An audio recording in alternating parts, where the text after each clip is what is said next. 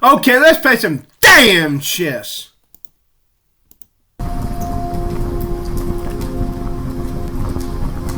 Imagine there's a knock on your door, and you open it and find the police standing there.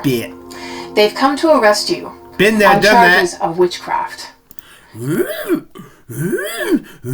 She spit. Man, she smells like spit. She looks good.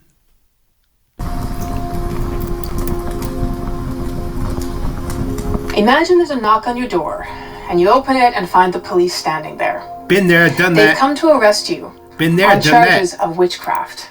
Nah. You're shocked, appalled. Where has this come from? When they take you down to jail and begin your interrogation, you discover that your neighbor has accused you. Apparently, her petunias have all wilted and her cat disappeared under suspicious circumstances. She's quite sure that you and your bad magic are to blame. Now you know what's going to come next. Suck my slut.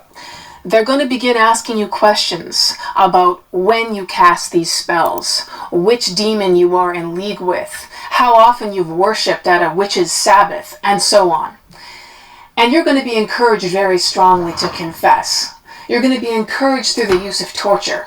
They might start with a bit of beating. They might move on to mechanical devices like thumb screws, or tying you up in stress positions for hours, depriving you of sleep, applying a vice to your legs. Move, you whore! They're going to cause you excruciating levels of agony. Stalin. I ain't talking Joseph Stalin either. I'm talking about Stalin! You're going to have to supply details of exactly when, where, and with whom you did these evil things. Suck my slut. It's a terrible situation. Oh my God, because if you don't confess, the torture is going to continue. And you're going to be executed. If you do confess, the torture will stop, and you may just be stuck in jail for a while. Of course, there's going to be social ostracization, and the risk that you'll be dragged back into jail again on future charges of witchcraft, having been convicted once already. But the sickening twist is that you're also going to have to supply names. When you confess, to make the torture stop, you're going to have to tell your interrogators who else in the village you have been doing evil things with and worshipping the devil with. And you know that when you supply those names, every single one of those people is going to be faced with the same horrific experience that you yourself are enduring. This is not fiction. These are the actual circumstances that people accused of witchcraft actually faced. And today we're going to talk about people in this situation in America. I wish I had a knife now. In a small town called Salem, in New England, near Massachusetts, in about the year 1691-1692. This is the third episode of Villains and Virgins. And we are talking about witchcraft on the continent and the New World. Things begin to get strange in Salem Village in January 1692.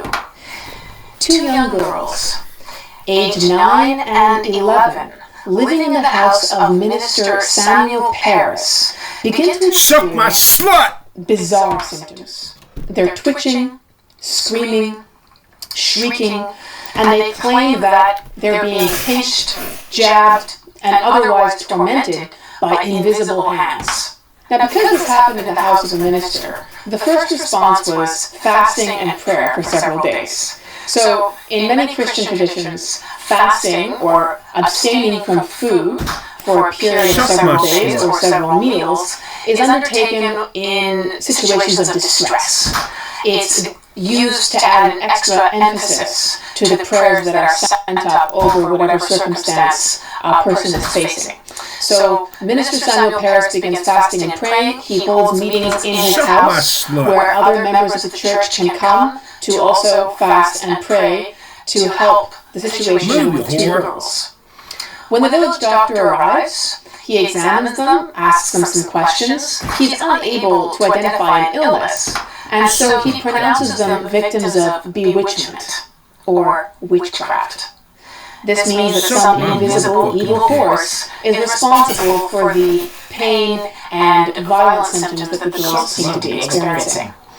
Now, this sort of thing wasn't unheard of in the New World in the late 1600s. In fact, there had been several other books printed in the previous 2 or 3 decades about isolated cases of bewitchment or witchcraft that had been occurring in the colonies. So this was a sort of a known phenomenon. People had heard about it, and also when a doctor who hadn't had a lot of medical training anyway was unable to come up with a firm diagnosis, it was something that you could say so that you had an answer to the situation.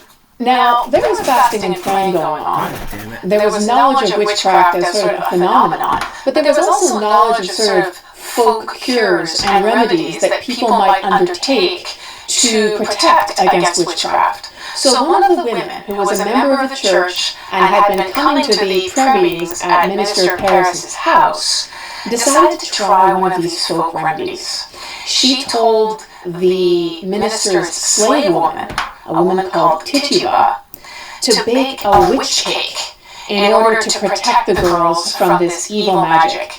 And a witch cake is really something quite bizarre. Basically, Tituba was instructed to take rye flour or rye meal and to take urine from the 2 children, mix it together, bake this cake, and feed it to the family dog. At this point, the identity of the witch was going to be revealed. So they did this bizarre thing, sort of on the sly, because Minister Paris would definitely not have approved of these kind of folk methods for dealing with the dark arts. But what happened was after the dog ate the witch cake, the girls began to accuse Tituba, the slave woman in their father's house, of being the cause of their torment. So who are these girls? There's 9-year-old Elizabeth Paris, who's the daughter of the minister, and 11-year-old Abigail Paris, who's the niece of the minister. I hate plants. Some legends say, or some versions of the story say, that the girls had been playing some sort of a fortune-telling game prior to experiencing these strange symptoms. There was a game that some girls played which involved dropping egg whites into water and looking at what shape the albumin might make, and that shape being some method of divining or foretelling something in the future. So these stories have it that one of the girls saw a coffin and began to have some sort of a hysterical reaction, which might explain the shrieking and the spasming and the otherwise hysterical behavior that the girls seem to demonstrate. Other historians argue that there really isn't any good evidence that these girls were doing that sort of an activity. But if they were, they would have been doing it very much in secret. Because if your father is a Puritan minister, particularly one as rigidly wedded to orthodoxy as Minister Paris was, this would get you in a lot of trouble. So, whatever the girls were doing, they begin to have these hysterics. Then there's this bizarre witch cake that's fed to the dog by the slave woman at the instruction of a church member. And then the girls begin to accuse Tituba, the slave woman, in the minister's house of being the cause of their torment. This is also kind of a bizarre twist. So let's take a minute and look at who this Tituba woman is, because she's a fascinating figure. If you've seen the film The Crucible, which is based on the Salem witch trials, the black slave woman in that story is Tituba. So Henry Miller, in the play that he wrote about this episode, which was made into the movie The Crucible, cast the slave woman as a black African. However, the historical record on this is far more complicated. In fact, according to sources written at the time, she was referred to both as black and as Indian. And there's fairly good evidence to suggest that she might have been an Indian, possibly a Carib Indian or indigenous woman, who had been sold into slavery in the Caribbean or Barbados and purchased there by Samuel Paris before he took his job as a minister and settled in Salem Village. The fact is that Puritan sources at the time don't really make the kind of ethnic distinctions that we are comfortable with today. For them, all that was really necessary to know is that she wasn't white. she was a colored woman. So whether you call her Indian or black, it was more or less the same thing. She was a racial outsider. She wasn't someone who was considered a member of the church, a member of the right religion, or someone who could be considered an equal in any way. She was a member of the underclass. One other interesting twist is that she was married to a man who also lived in the minister's house as a slave, who is referred to in the sources as John Indian. So it's possible that the reason she's referred to as an Indian is that this was in fact her husband's identity and was transferred to her. But she's a very interesting figure because there are elements of different racial identities and she might even have been mixed. In any case, Tituba is now bears the brunt of these accusations, and she's not the only one. There are two other women that the 9 and 11-year-old girl in this story begin to accuse. But let's back up for a moment. As the girls begin to accuse Tituba, the minister is asking what's going on, and the story of the witch cake comes out, which Tituba had made and fed to the dog at the instruction of a woman from the church. So Minister Paris is outraged by this. He thinks that the female church member has done a terrible thing by using these folk practices, and in fact he requires her to make a formal public apology in front of the entire church congregation for the error of her ways. But she's a white woman who's a church member. Now Tituba is not so fortunate. Tituba instead suffers quite a severe beating at the hands of the minister. Because if he's accused of this, he is going to beat a confession out of her. And he succeeds. Tituba confesses colorfully and vividly to all the questions that are asked. And these are questions that are very similar to the ones that we covered in the last episode. Things like, when did you sign a pact with the devil? How often did you attend the witch's Sabbath? How long have you been a witch? What methods did you use to torment these children? And so on. So, again, the questions were not, are you a witch? The questions were, give us details of your evil practice. Tituba is a woman who's really in a difficult situation. She has nowhere to go. This person, the minister who's her master, has an enormous amount of power over her, and so she decides to confess. It turns out that Tituba is an excellent storyteller, and so her confession is going to be central to the way this witch terror begins to unfold in Salem. Now, in addition to accusing Tituba, the slave woman in the minister's house, these two young girls accused two other women from the community who were not slaves and they were not servants. Sarah Good and Sarah Osborne are also accused of witchcraft. Now, at the time that the children make these accusations, no formal action is yet taken against these other two white women.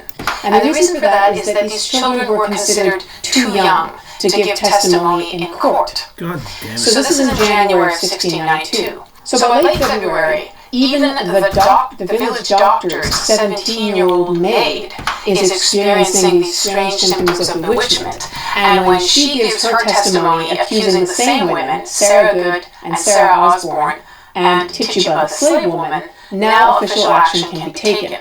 So these three women are taken into custody, and very strangely, the local magistrates decide to have their hearing in a public meeting house. It was initially going to be a pub, actually, but that became so overcrowded that they moved it to a larger hall. And here, something like a very farcical court hearing takes place. The women, one by one, beginning with Tituba, are brought up onto the witness stand. The magistrates ask them questions, but the young girls, who are their accusers, the 9-year-old, the 11-year-old, the 17-year-old maid, and one other young girl, are standing right there facing the women that they are accusing. And the young girls doing the accusations begin to display an incredibly dramatic response to the verbal responses that the accused women are making. So when Sarah Good is asked, when has she tormented them, The young girls immediately throw themselves into fits, and they twitch and they scream, and they swear that she's even at that moment tormenting them to keep them from speaking.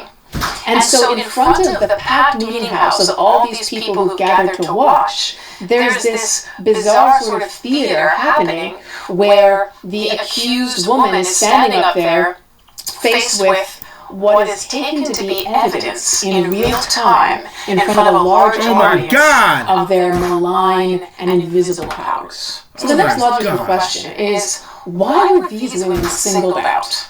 And why were they dragged in on charges of witchcraft? Tituba is relatively easy to explain. I could have busted his ass. As a slave woman, as a colored woman, she was an outsider. She would already have been suspected of being closer to the devil and closer to savagery by the Puritans, who really had a very rigid idea about proper belief that was closely attached to whiteness as well. So Tituba is not so hard to understand. But why Sarah Good and why Sarah Osborne? Damn! So you see, Sarah Good was something of an outcast in Salem already. She was unliked and unlikable. She'd been the daughter of an innkeeper, and for a variety of reasons had not been able to inherit her father's money. She married an indentured servant. God damn it. And so was already sort of in debt because she shared her husband's term of service. Her husband didn't survive his term of service. Sarah married again, and she and her new husband struggled because they were still responsible for some of the existing financial debts and so on that her first husband had incurred, and they also had 2 small children. So they were unable to own any property of their own. They had to live by renting rooms in the houses of other people, and apparently Sarah herself wasn't well liked. The records show that even people who were trying to help her reported she had a sharp tongue, so she was already someone that was a target for hostility and dislike, someone that people would have enjoyed getting rid of, really. Now, Sarah used to stand, and her own husband gives testimony against her, as does her 5-year-old child, a little girl named Dorcas. You have to ask what kind of pressure there would have to be for people in her immediate family to be up there giving testimony against a wife, against a mother. And there was overwhelming social pressure in the following way. If you were related to a witch, then the suspicion that you yourself might be involved in nefarious dealings with the devil was very strong. And so in order to prevent themselves from being the next accused on the witness stand, the husband and little girl of Sarah Good were under pressure to accuse her in order to absolve themselves of blame. It's hard even to imagine standing in the witness box in the shoes of Sarah Good. Her own husband is dragged up in front of the crowd of people in the village where they live and says, quote, "It was her bad carriage to me, and indeed say I with tears that she is enemy to all that is good." So he's basically saying, she's been a terrible woman, she's been terrible to me, and I think that she's an enemy of everything that is right and good. To have one's husband and the father of one's children say this about you in public to a crowd of people who hate you and want to be rid of you must have been devastating.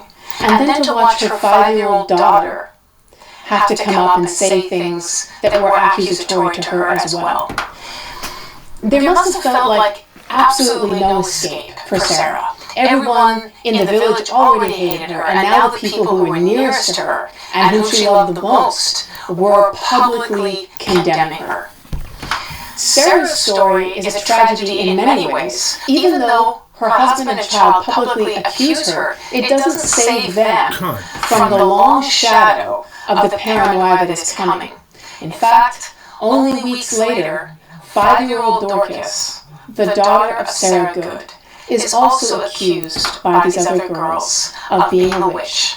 And that 5-year-old little girl is thrown into prison alongside her mother, where she eventually dies. In jail.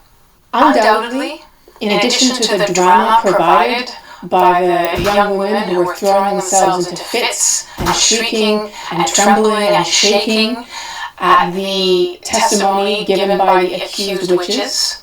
The other person who provided the most drama was Tituba herself, the accused slave woman, who gave very colorful stories about her interactions with the devil.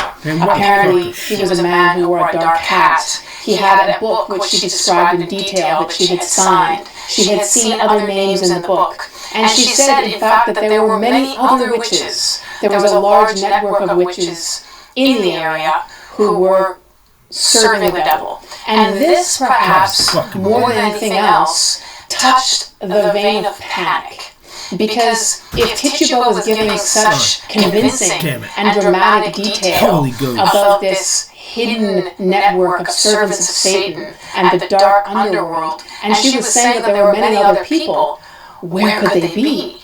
And how could they find these evil women, and some men, who were serving the devil and trying to destroy the community? So it's with this sense of panic that the initial trial in the Salem Meeting House closes, and there's an urgency towards finding all the other witches who haven't necessarily been named, but we need to identify them, we need to name them, and we need to stop them. And so this is what begins to happen next. After this initial hearing in the meeting house, the three women, Sarah Osborne, Sarah Good, and Tituba, are thrown into jail. And they're going to be awaiting sentencing later.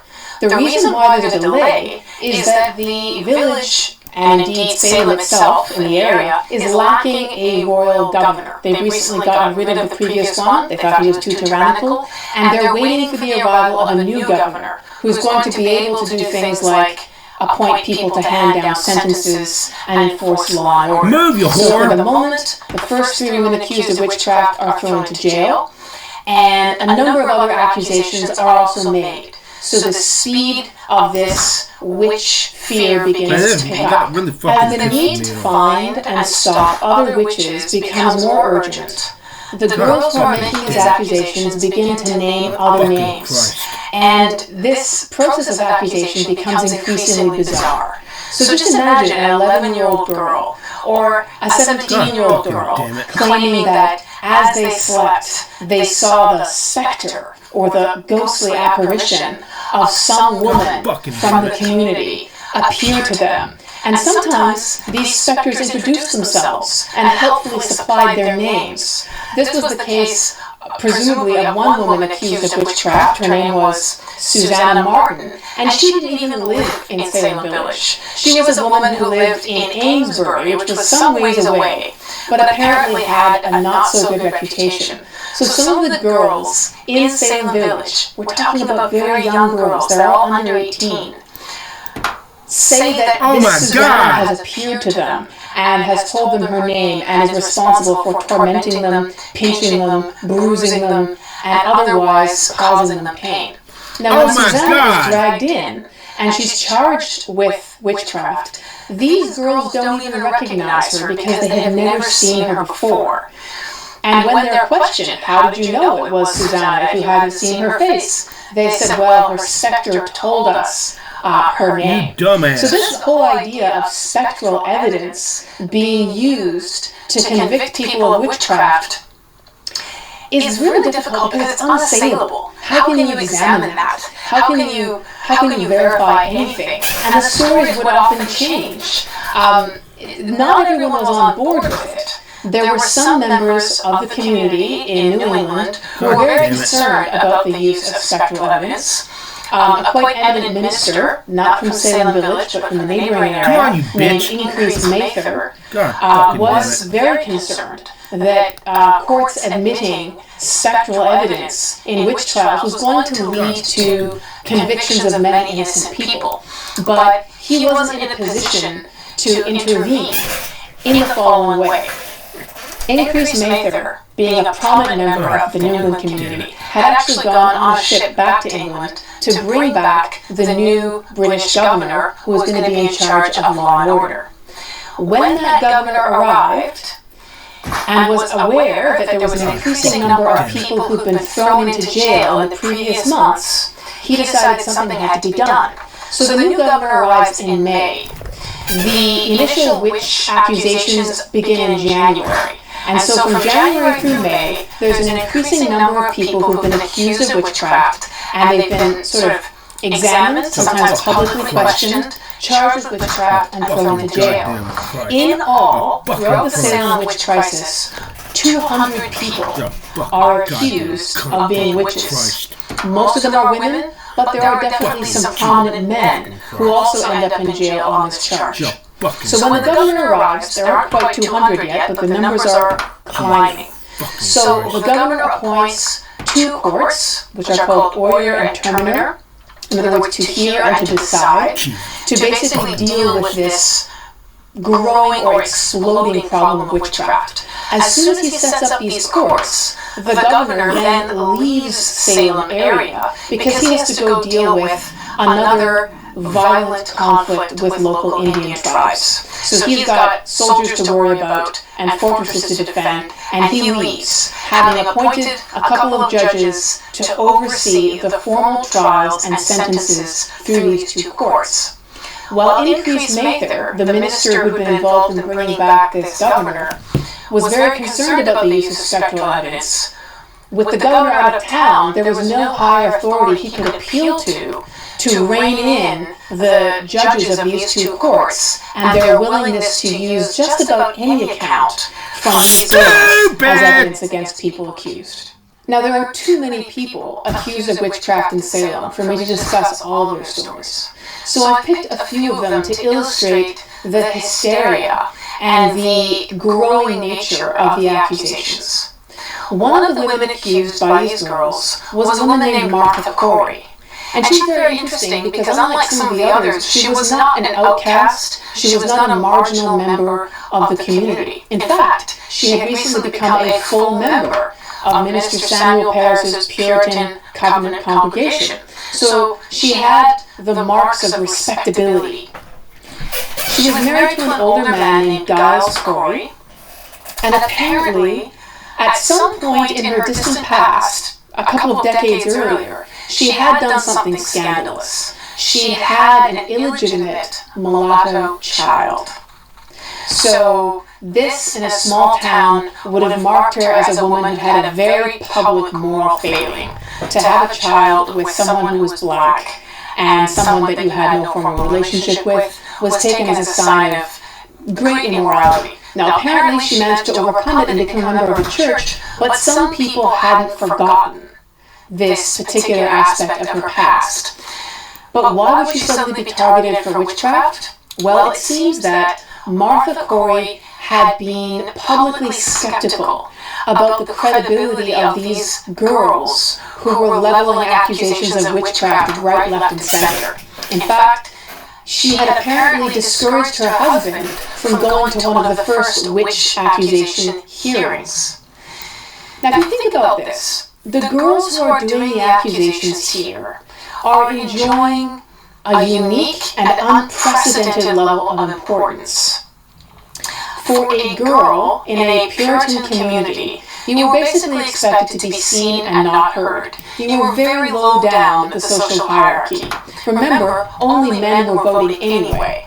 Women who were married and church members could achieve a certain degree of status, mainly by their connection to the church and to the men in their lives. But for an underage girl, there was really no status and no standing that you had at all. You had no voice. So there's definitely a sense that the young girls involved here, remember how young some of them are, 9, 11, 17, are beginning to enjoy the level of attention and power that they obtain by being the center of these accusations. And suddenly the entire village is gathered in meeting houses to hear them speak. Some of these girls actually went to church and had some of their fits right there in church, and actually called out and mocked some of the things that the minister said from the pulpit. That would have been scandalous, utterly unheard of. And the only way that a young girl could get away with that conduct is by basically blaming it on demonic possession or on being in the power of some external evil force. So, these girls would have found it very threatening to hear about any members of the community who had been heard to question their credibility or to cast doubt on the role that they had sort of invented for themselves. And Martha Corey made the mistake of doing this. She discouraged her husband from going to one of the trials. She apparently hid his saddle to try and prevent him from getting on his horse and going over there. And it being a small village, people talked. Servants in the house, neighbors would repeat things that they had said. Gossip traveled very quickly. And so word got around to some of the girls who were doing the accusations that Martha Corey didn't think they were very credible. So very quickly, Martha Corey appeared in some of the spectral visitations that these girls were experiencing and was accused of tormenting them and being a witch. Now, Martha thought that her status as a full member of the church would protect her from these things, and at first she didn't take the accusations very seriously, but shortly afterwards she was dragged in, formally accused, and thrown into jail, waiting for the actual sentencing courts to come into power. So the first sentences are handed down in June, and Martha Corey and several men are hanged for being witches. Martha Corey had protested her innocence until the end, which is one reason why she was executed. Now, this is different from the way witches were dealt with on the continent, and we covered some of this in our last episode, where there were dunkings and burnings and torture houses that were set up to extract confessions. In this case, if a witch did not confess, then they were liable to be simply executed by hanging. But that's not to say that torture doesn't come into our story. It certainly does. But the infrastructure and sort of the handy tools that we see at work on the continent were somewhat missing. So the types of torture and pressure that were used were a little bit more rudimentary. In a pattern that we see again and again in the Salem... Let's see how she smells like spit when she says rudimentary. And pressure that were used were a little bit more rudimentary. She smells like spit in a pattern that we see again and again in the Salem witch trials. People who were related to others who had already been accused of witchcraft were themselves far more likely to be accused next. And we see this happening to Giles Corey, the somewhat older husband of Martha Corey, who has already been hanged. So Giles Corey is accused of witchcraft, and he's brought in to the court to see the judges, and he refuses to enter any plea at all. Now this is very interesting, because if you pleaded innocent, you were liable to be executed. And if you pleaded guilty, you would be in jail or suffering some other penalty for being a witch. But typically people who confessed to witchcraft were just used to extract further names. They weren't necessarily executed in Salem, which is different from the continent again. So Giles Corey refuses to enter any plea at all. And at this point, something really gruesome happens to him. The record says he was pressed to death by stones. Now, I'm a confirmed history nerd with a less than healthy interest in some of the gruesome ways that people have been put to death over the course of human history. But I'm also familiar with this particular method, so let me explain. This comes from England and the English legal system, where if someone was accused of a capital offence, if they were, it didn't matter if they pleaded guilty or innocent. If they were found by the court to be guilty, then they would be executed, and all of their property would go to the crown. In other words, their wife, children, or family members would be left with nothing. Now, in societies that have no social safety net, this can be a grim and absolutely destructive situation. You could have people absolutely penniless on the street, dying of starvation. And so the only way to avoid this possibility was not to enter a plea at all. So if you refused to open your mouth to respond to the charges that were leveled against you, and you would not say if you were innocent or guilty, then even if they executed you, your property would still go to your family. So now, Giles Corey, even though he's not in England, he's in New England, is now in exactly the same situation. Having seen the way the witch trials are going, he knows that even if he says he's innocent, as his wife Martha Corey did, he is likely to be hanged. And that means he loses everything. His property is gone, any children he has will inherit nothing. So instead, Giles Corey chooses the other road. He chooses silence. At this point, he's going to suffer the fate of being pressed to death by stones. So typically, when this was done, for the fate of being pressed to death by stone. At this point, he chooses the other road. He chooses silence. At this point, he's going to suffer this. He chooses silence. At this point, he's going to suffer the fate of being pressed to death by stones. So typically, when this was done, the accused person would be taken to a prison cell, or sometimes it was done outside. They would be stripped naked. They would have ropes attached to each arm and leg to stretch them out, and then a board or a platform of some kind would be placed over their torso. And on this platform, weights would be stacked.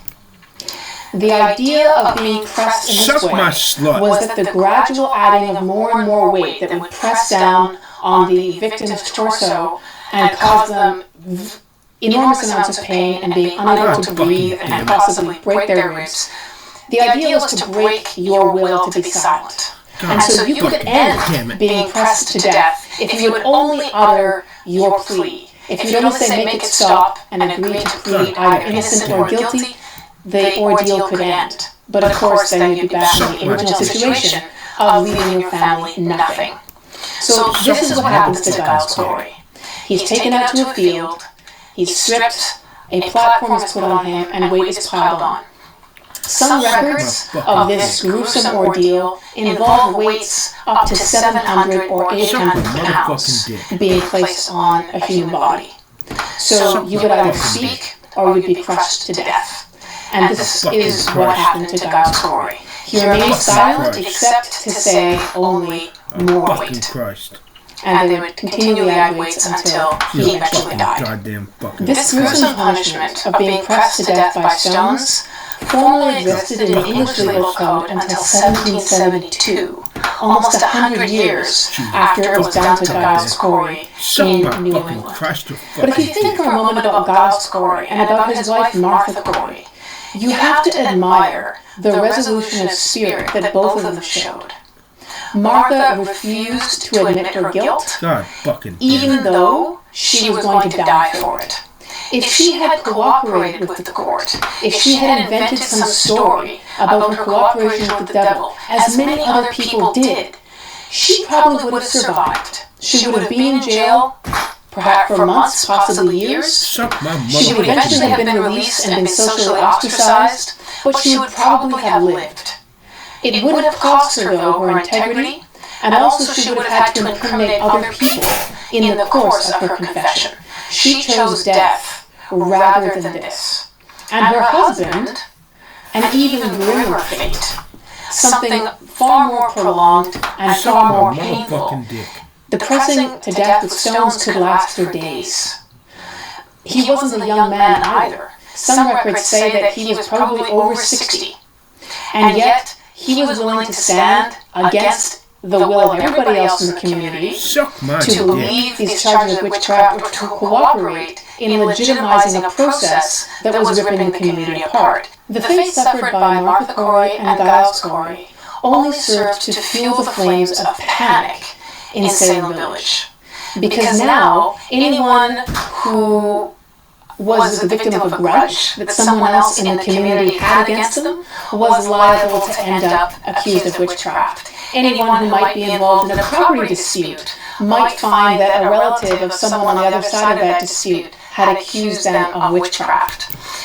anyone who dared to voice any doubt about the credibility of the girls making the accusations or about the innocence of some of the people who had been accused was very likely to be next. And if you had the misfortune of being related to someone who was accused, you yourself were very likely to end up in the witness box. And so we see a cascade of panic beginning. And sometimes it ends up with people in the same family accusing each other to try and protect themselves. And one story that illustrates this perfectly is the story of Mary Lacey. Mary Lacey's grandmother, an elderly woman, 72 years old, named Anne Foster, was first accused of witchcraft. She was, of course, pressed for details on who else she had collaborated with and whether any other members of her family were involved. She denied that anyone related to her was involved in witchcraft, but she confessed interactions with the devil and magical acts and harming other people, which put her in jail. Then her middle-aged daughter, Mary Lacey, was accused. And while her mother had said that Mary was not involved, in her own confession, Mary said, "Yes, my mother Anne recruited me for the devil. We have together attended the witches' sabbaths many times," and so on. It would seem bizarre to you and I that a 40-year-old woman would accuse her elderly mother of witchcraft, but her calculation was probably that her mother had already been accused. Therefore, she could not be harmed further by her daughter's testimony, and perhaps by directing an accusation at her mother who had already been charged with it. She was avoiding pointing the finger at someone else who hadn't already been dragged in. Unfortunately, she didn't succeed, because the next person who was accused of witchcraft and dragged in was 40-year-old daughter Mary's 17-year-old daughter, Mary Lacey Jr. Mary Lacey was dragged in, and as the granddaughter of one witch and the daughter of another witch, she was certainly thought of as a witch without any doubt. Certainly, daughter of another witch, she was certainly thought of as a witch without any doubt. And so she initially refused to testify, but then she was told this was the only way that she could save her soul and to escape death. And so eventually she also supplied a testimony that accused both her mother and her grandmother, simply providing verification to the picture that the inquisitors had already formed. And this is exactly what we see happening again and again in Salem. It mirrors what we saw last episode on the continent, where inquisitors would come with a fixed list of questions that reflected a picture of witchcraft that they already had in their minds. They would then extract confessions from people to confirm this fixed picture.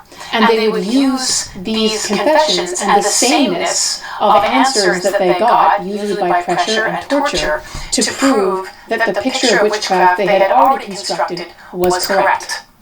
We see teenage boys in Salem being tortured and beaten into accusing their own mother. Family members, neighbors, relatives, the circle just goes on and on.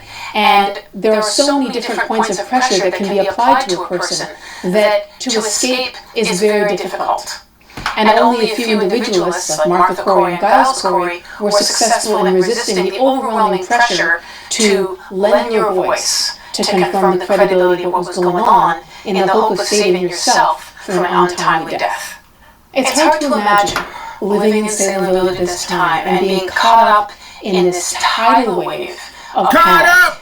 And in many ways, it is so powerful because it accessed a strong existing reserve of fear. Fear of violence, fear of the devil, fear of being under attack, and now finally, all these fears of sort of unseen dangers lurking at the edges of the villages, whether it was shadowy figures going along the tree line at night who might massacre you and your family in your sleep, to the more invisible forces of Satan that could lurk anywhere, trying to ruin your life and take your soul. Now finally these things had taken on flesh, and they were your neighbors, and they were your sister, and they were the people in the minister's own household. They might be your maid. It was impossible to know who next would turn and go from being a trusted and friendly member of the community to being someone who was either a servant of the devil or someone who had accused you or someone you knew of being a servant of the devil. So the amount of terror would have been amazing, and people would be doing just about anything they could to try and protect themselves and their loved ones from this. In the end, it spread outside of Salem Village. It began to go to neighboring towns and villages, and it was an unprecedented scale of an outbreak of witchcraft in the New World. Nothing like it had been seen before. There had been isolated cases, but this sort of explosion of neighbor against neighbor and family member against family member, children against their parents and husbands against wives, was unheard of, as were the number of people who began to pile up in jail and the number of bodies hanging from trees that began to go up at monthly intervals as these courts sentenced accused witches throughout the summer of 1692. In our next episode, we're going to get into some of the reasons why this panic finally died down and some of the lessons that the Salem witch craze still has for us. Because while the idea of a witch may have faded, the mechanisms that were involved in creating this kind of panic and hysteria are very much alive and well with us today. If you enjoyed this episode, please like it and share it with someone else you think would also appreciate it. I'll see you in the next episode. Jesus goddamn fucking cunt. Roozy spit.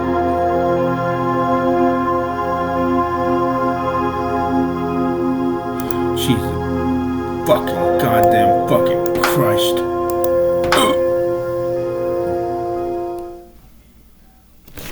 Jesus fucking Christ. Goddamn cunt. Fucking goddamn Holy Ghost Christ.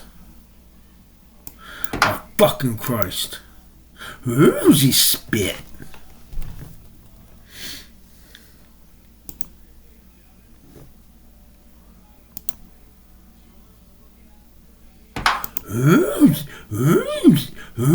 It's Easter in the year 1525.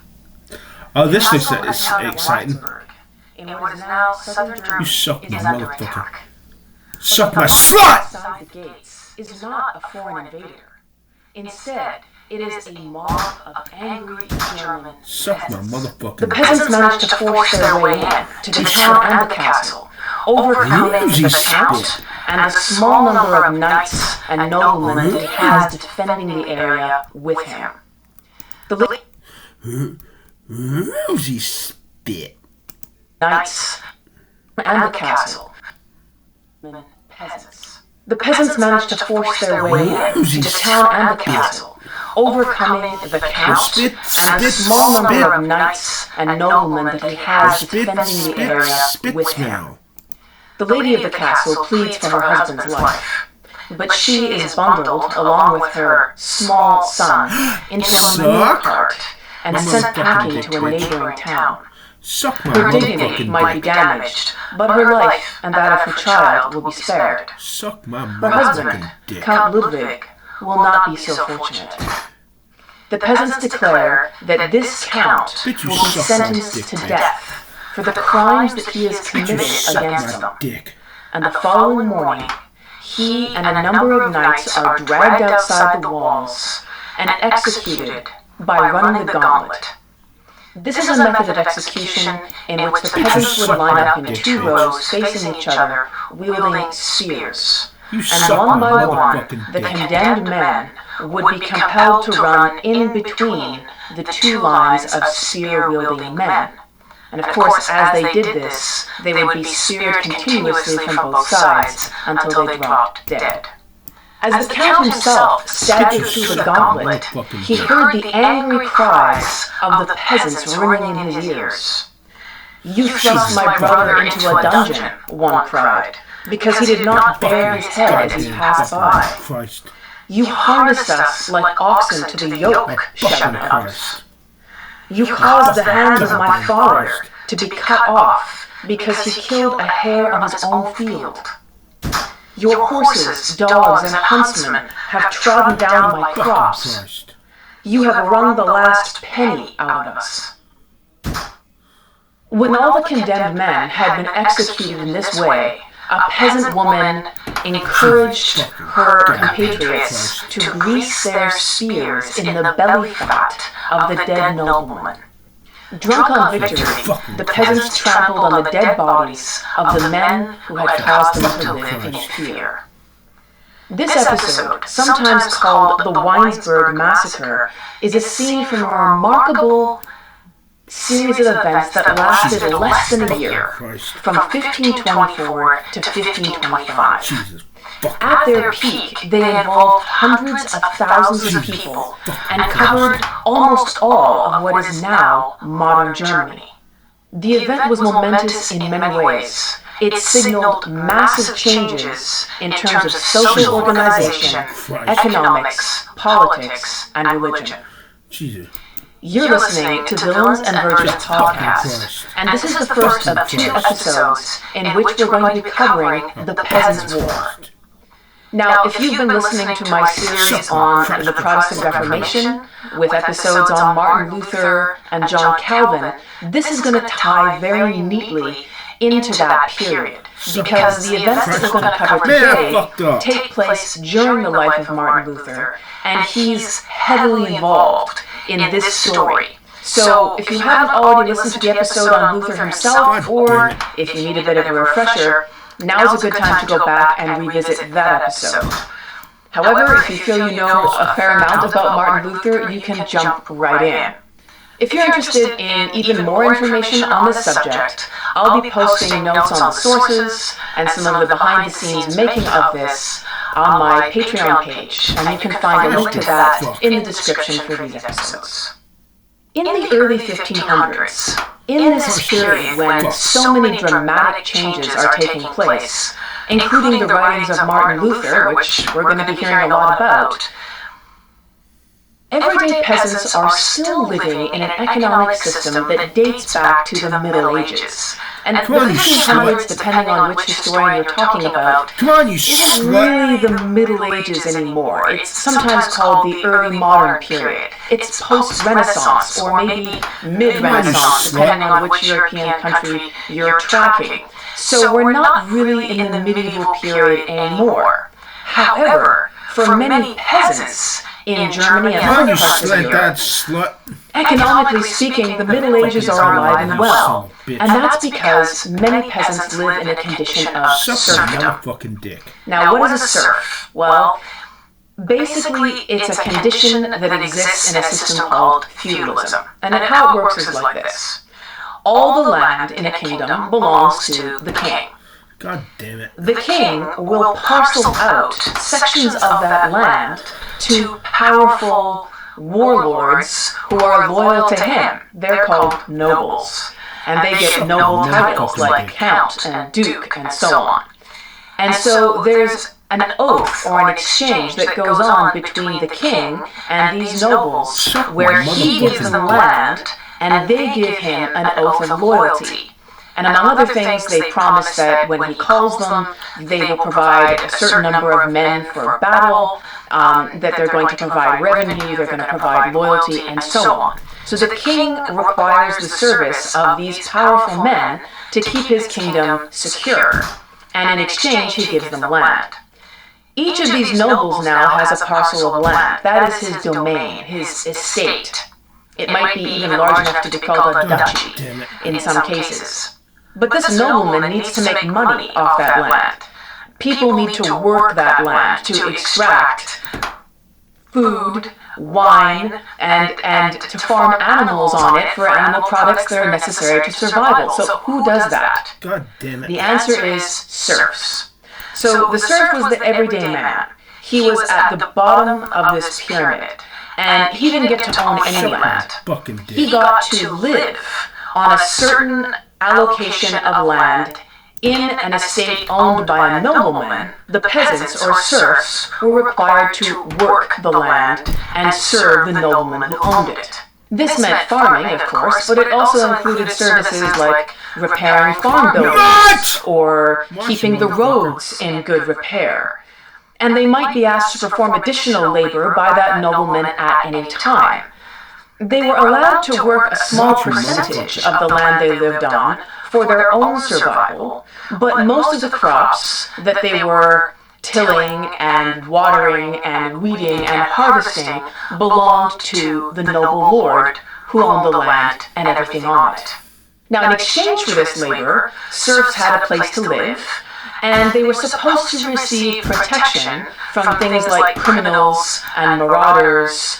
The nobleman was in charge of security, so, foreign brigands ought not to be riding through there and stealing crops and animals. The nobleman and his band of knights or strongmen were responsible for keeping that area secure. So the deal was service for a place to live and some measure of security, including the provision of justice if these peasants were to suffer wrongdoing at the hands of somebody else.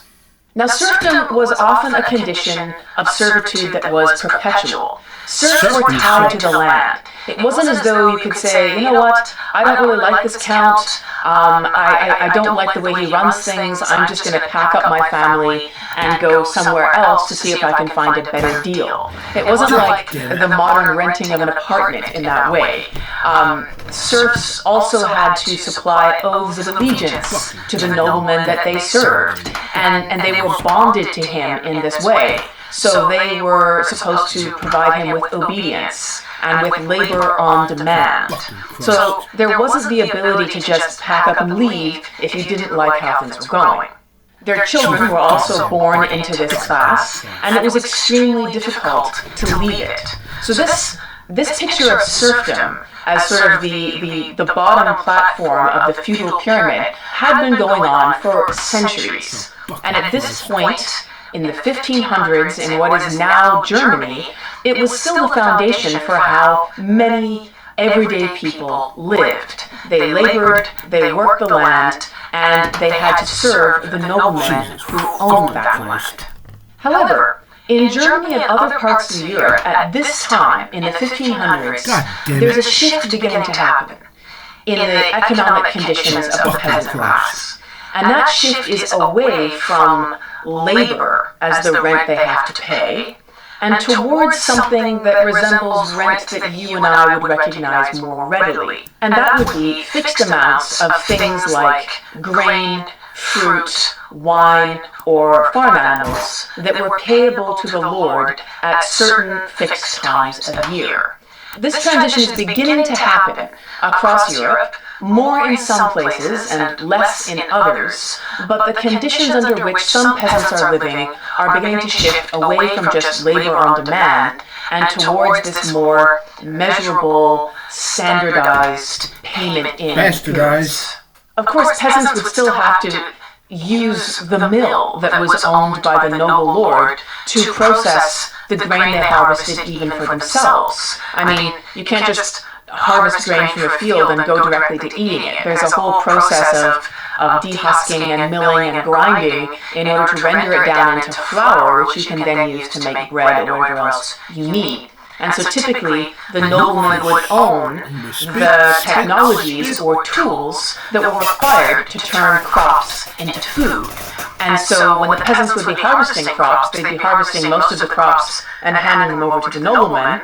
They might also be operating the mill to process the crops for the nobleman, but if they wanted to use the same mill, as they would have to because there was no other, to process the crops they wanted to eat themselves, they would often have to pay a fee for that. Now, in addition to this, there were other changes afoot. Some nobles were beginning to clear large sections of their land, which previously had been covered in forests. And the reason why they were doing this was sometimes they were involved in starting mining operations, but more commonly, they wanted to start new cities. And so they would clear a section of forest off their enormous estate, and then they would make an offer. They would invite peasants to come and live on that land and to form a new town or a new city. And in order to encourage this to happen, they would offer very specific and attractive terms in order to attract laborers to build such a settlement. So in exchange for paying an annual fee, peasants, merchants, and artisans could come and live in these new cities. They wouldn't be tied to the land in the way that serfs traditionally had been on noble estates. They could use rivers, forests, and lakes. Peasants, merchants, and artisans could come and live in these new cities. They wouldn't be tied to the land in the way that serfs traditionally had been on noble estates. They could use rivers, forests, and lakes surrounding the new city, which were part of the nobleman's estate, as common lands.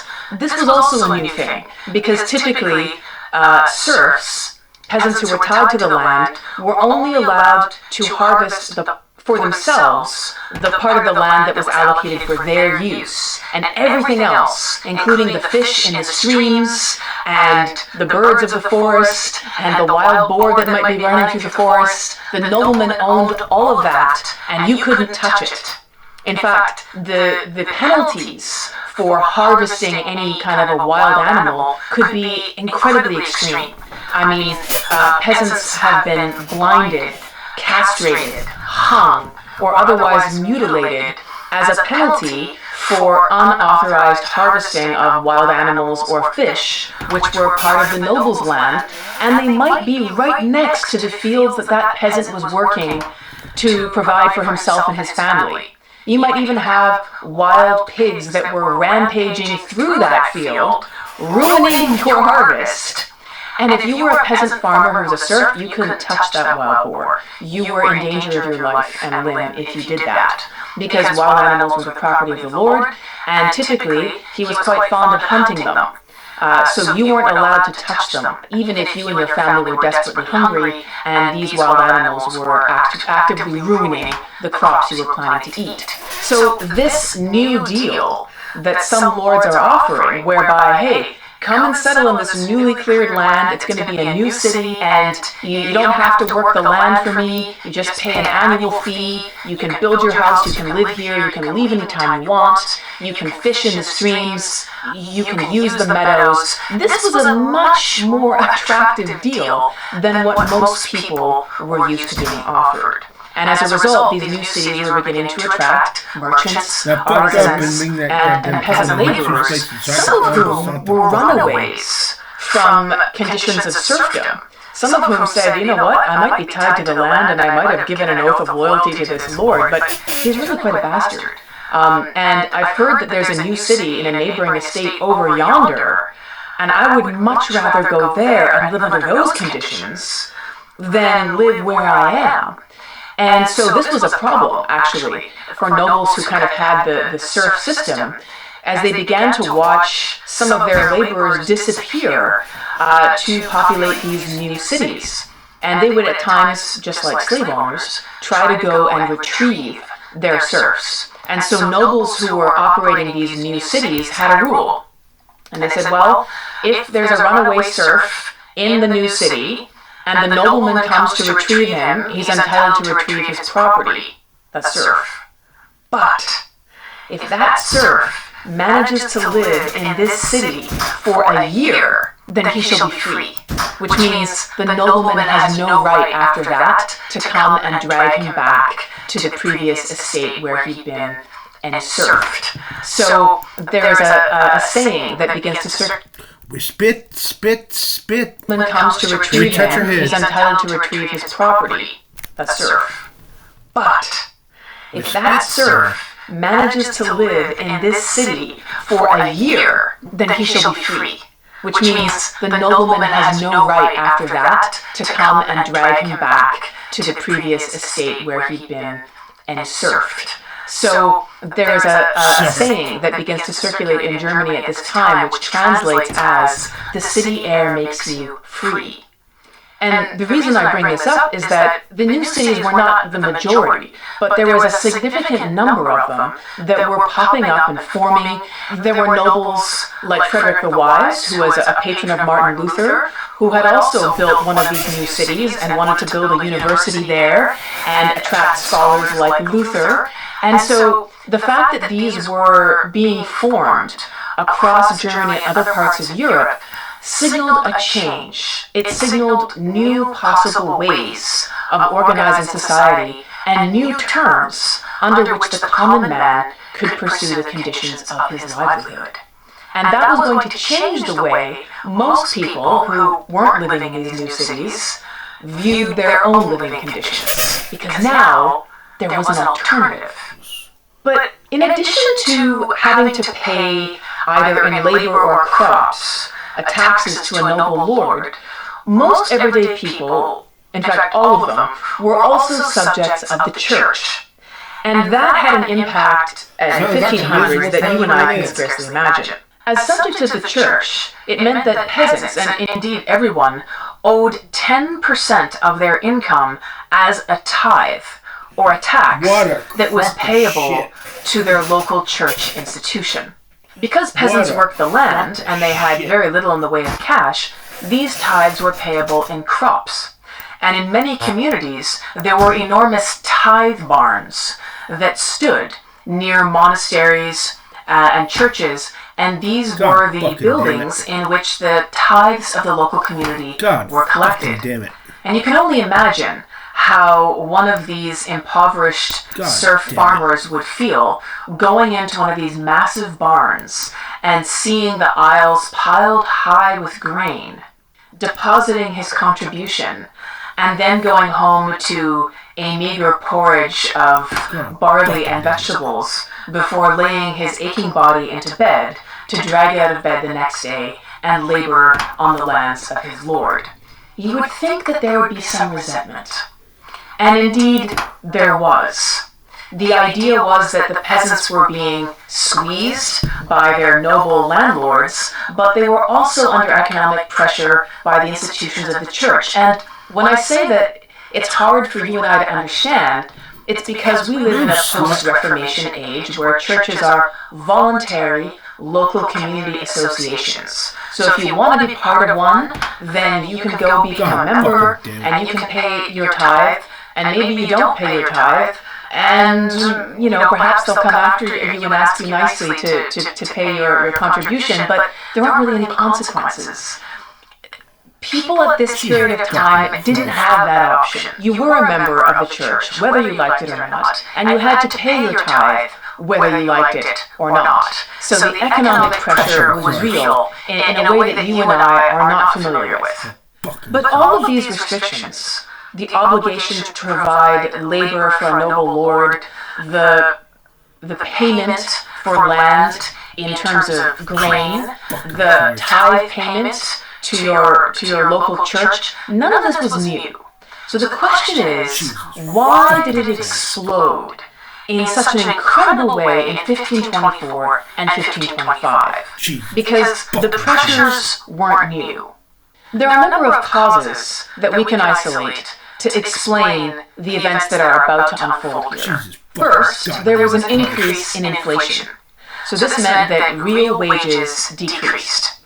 And the nobles were anxious to pass this economic burden on to their peasants, which they did by increasing the rent that was due for the land that a peasant would occupy, or by decreasing the amount of land that peasant would get in exchange for his rent, so that individual plots were smaller, and the nobleman could therefore have more rent-paying families on the same amount of the estate that he owned. In addition to this, the nobles were also attempting to reassert ancient privileges that they used to have which had lapsed. So, one of the reasons that they lapsed, and one of the reasons why inflation was on the rise, was that Europe was still recovering from the Black Death, or the bubonic plague. And if you listen to our first episode on John Wycliffe, you'll be familiar with that because it exploded in his lifetime. and the incredible effect that it had in terms of decimating the population had extremely long-term results. So even 120 years later, they're still living in the economic shadow of that. So what had happened was things had gotten better for peasants for a little while because there were far fewer peasants. And because there were fewer laborers, they were more in demand, and therefore the conditions under which they labored were eased somewhat because they were needed and there were fewer of them than before. But now that the population had begun to recover and inflation was on the rise, the nobles were beginning to kind of crack down and to try to extract more from their peasant population. So in addition to increasing the rent or decreasing the amount of land that a peasant would be trying to extract crops from to survive, they also were trying to do things like revive old taxes on ridiculous things like marriage or death. So if you got married, especially if you got married to a peasant from a different estate, you needed to pay a tax on that to your noble landlord. If you died, if you were a peasant laborer as a man and you died, then there was a thing called a heriot or a death tax, which meant that the nobleman would come and collect either your best animal from your own herd of farm animals as a peasant, or your best garment, and he would just come by and confiscate that because he died. Now, imagine how this went down with the widow of the peasant farmer and his children, who were now left in a very perilous situation without their main economic engine, the man who was extracting food from the land that was going to feed them. So they've just lost their breadwinner, and now their landlord is coming by to scoop off the best of their assets that they might need to sell in this very difficult period to prevent themselves from starving. So this death tax was extremely unpopular, and even though it had existed, a century and a half before, bit. She's farmer was a peasant, or your best garment, and he would just come by and confiscate that because if you died, if you were a peasant laborer as a man and you died,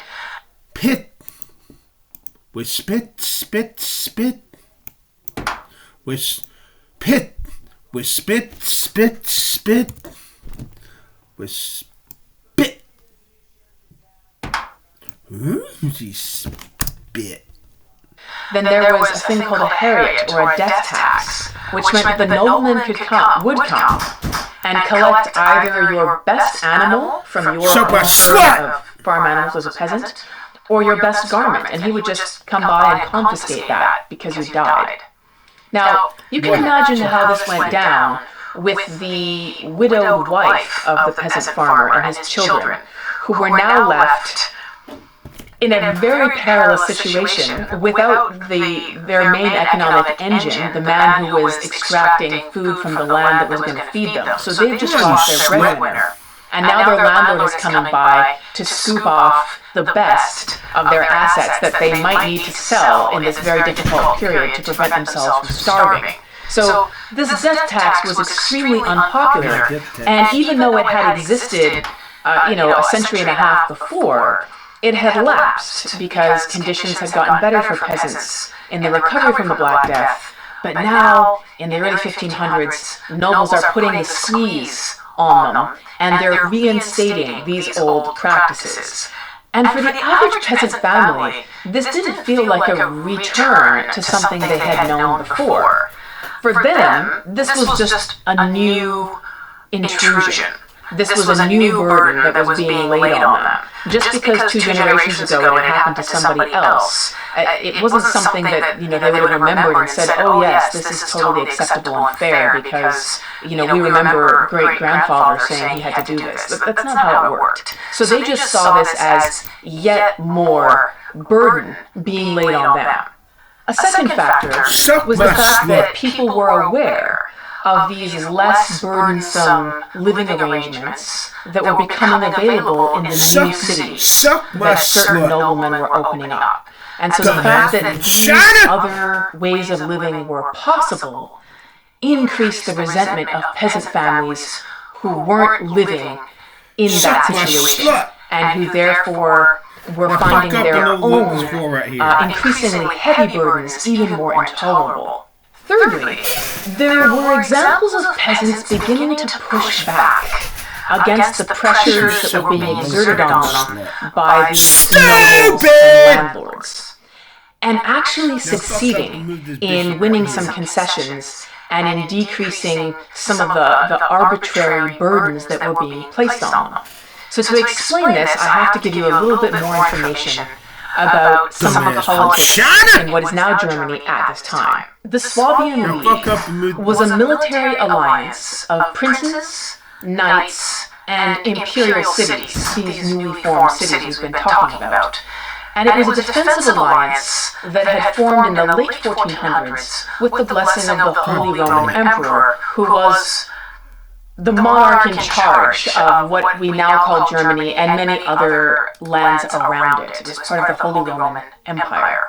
So he was the highest ranking noble of them all. He was sort of at the peak of the feudal pyramid, if you like.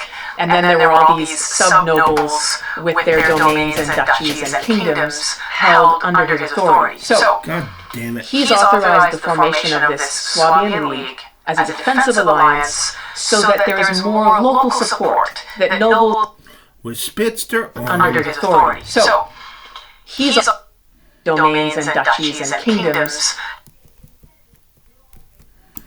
charge of what we now call Germany and many other lands around it. It was part of the Holy Roman Empire. So he was the highest ranking noble of them all. He was sort of at the peak of the feudal pyramid. She's cute. With Petsman.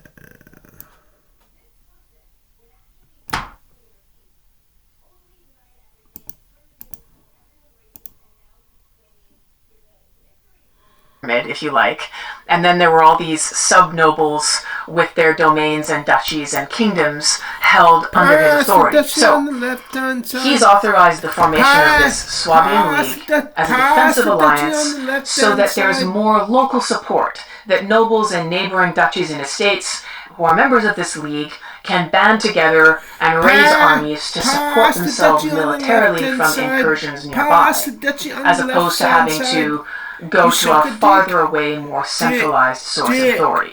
So that's what the Swabian League is, right? It's princes, who are noble landlords, knights, who are fighters, and imperial cities.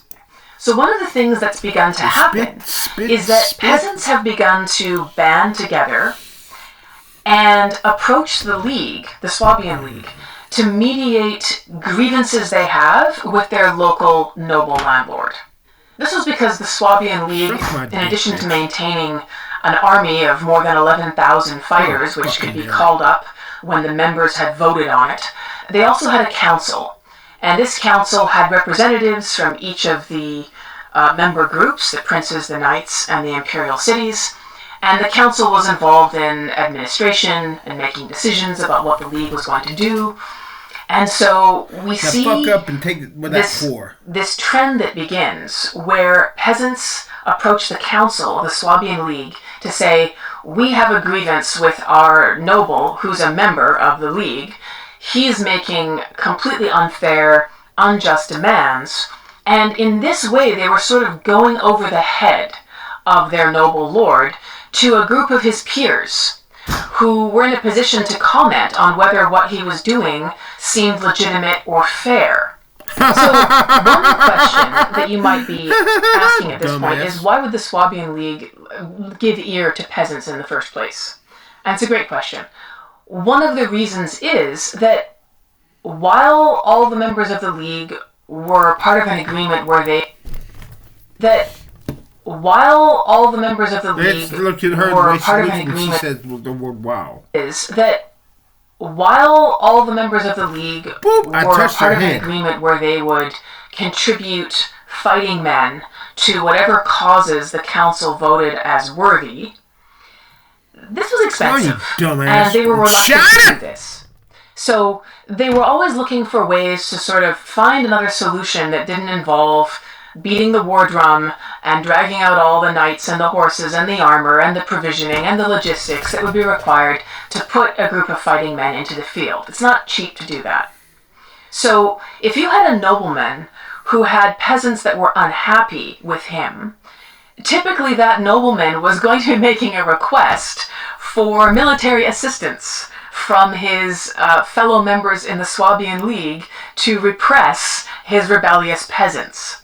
And the Swabian League is reluctant to be sending people in to fight if they can avoid it.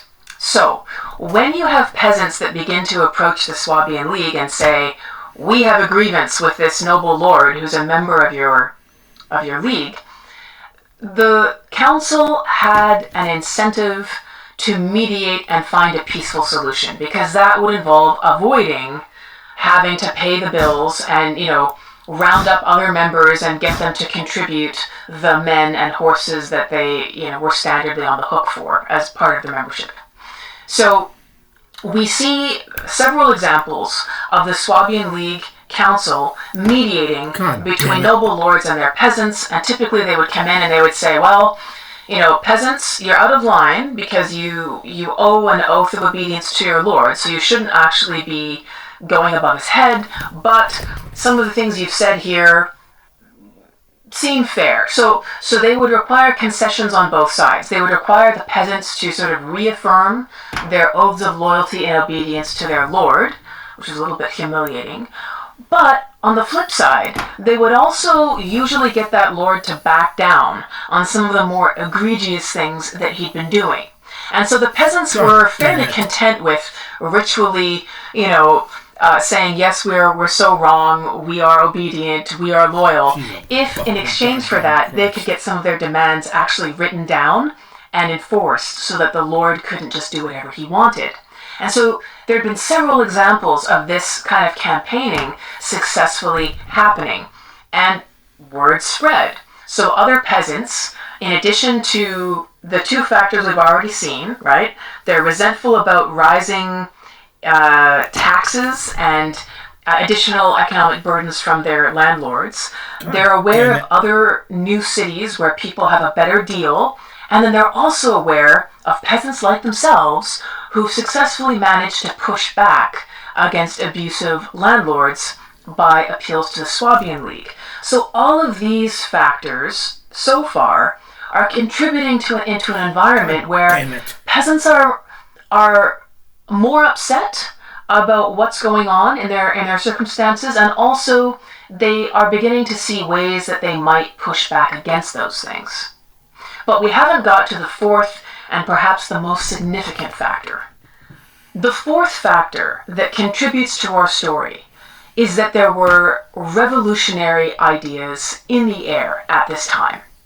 And those ideas came directly from Martin Luther, who was living in the same territory that we now call Germany, and whose words were spreading with incredible speed across the landscape. So it wasn't just intellectuals and churchmen and bishops and nobles who were familiar with what Martin Luther had been saying.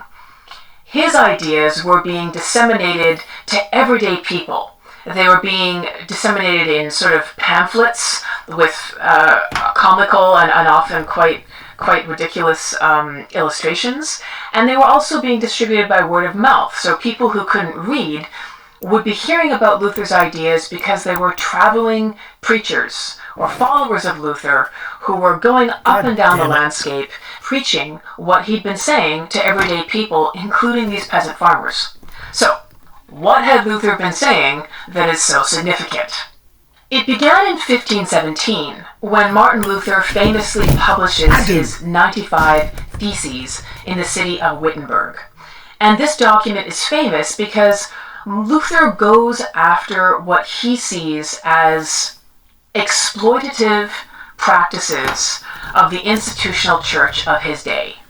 And he famously attacks the sale of indulgences, which, if you want to hear more about that, I recommend you listen to the Luther episode, but briefly, indulgences were kind of an additional tax that the church institutions had been trying to push on the peasants at this very same period that they were under more pressure from their noble landlords and so on. So Luther reacts to this and he says, this is abusive.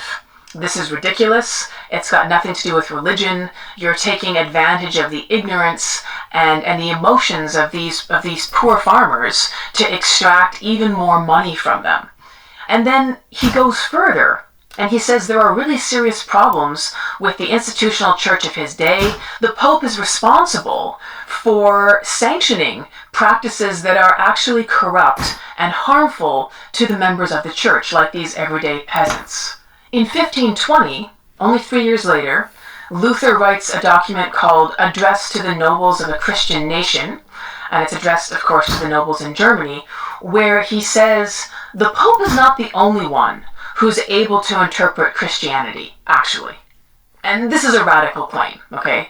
No one had said this in recent memory, and the people who dared to suggest such things usually ended up burning alive at a stake. So it was a very dangerous thing to come out and say. It was a direct challenge to the established church hierarchy of his day. And Luther says, everyday people can interpret Christianity for themselves. All they need is a copy of the Bible in their own language that they can read. And if they have that, they can read that text, they can understand what Christianity means, and they can apply it to their own lives. They do not require a pope to dictate doctrine to them. They don't need bishops and priests to tell them, what it means. Ordinary people can do it themselves. And Luther calls this the priesthood of all believers, in which he makes the radical claim that everybody is spiritually equal. In other words, you don't have greater moral value or spiritual status because you happen to be a priest or even because you're the Pope.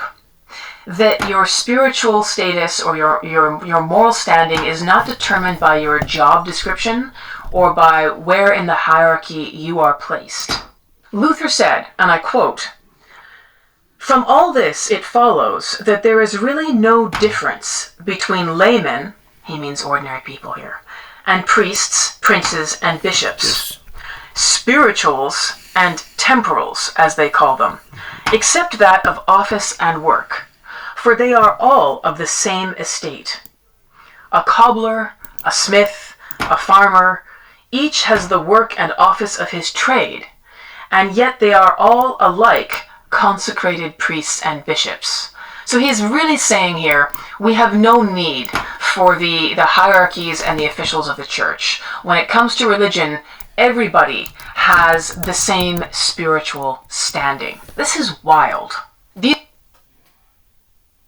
writings were nothing less than a frontal assault on the institutional church, which was one of the twin pillars of Luther's society.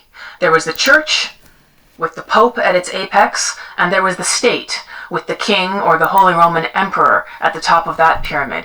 And these two together had their own law courts, their own systems of taxation, their own officials. They were twin pillars, and Luther's basically taking an axe to one of them completely.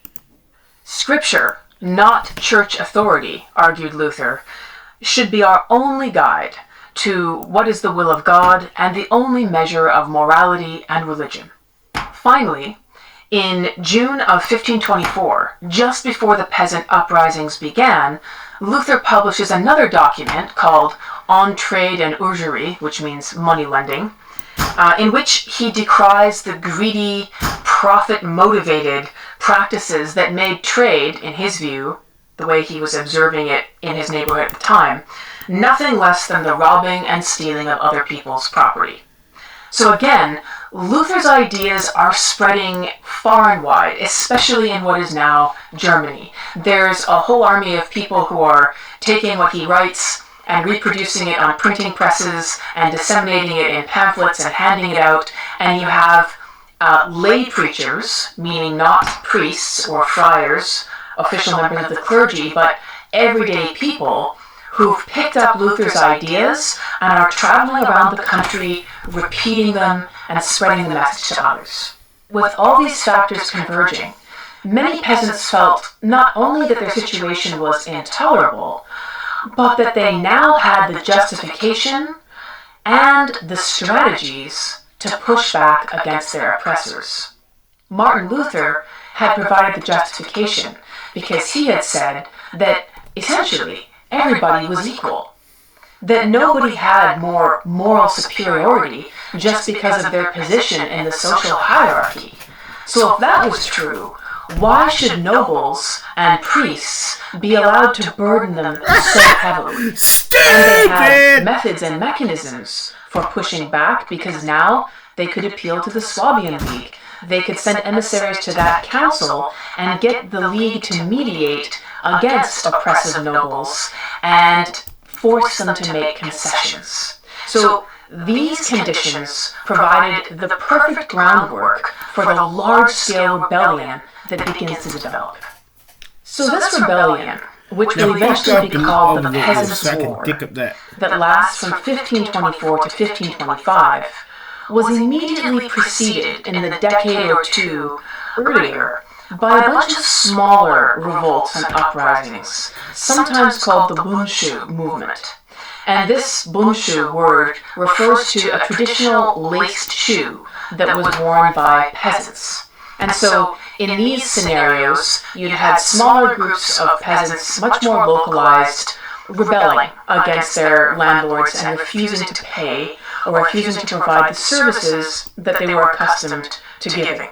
Since the beginning of the 1500s, these small localized revolts had dramatically and continuously increased in number, which suggests that in just the 20 years prior to this massive rebellion, there had been a dramatic uptick in peasants pushing back and probably in the levels of poverty and desperation that would motivate them to take such drastic actions. And I say drastic actions because it was routine for nobles to crush peasant rebellions with violence. So you had to be pretty desperate to decide that you were going to refuse to pay or to refuse to work for your local count because he might send a bunch of knights in and burn your village.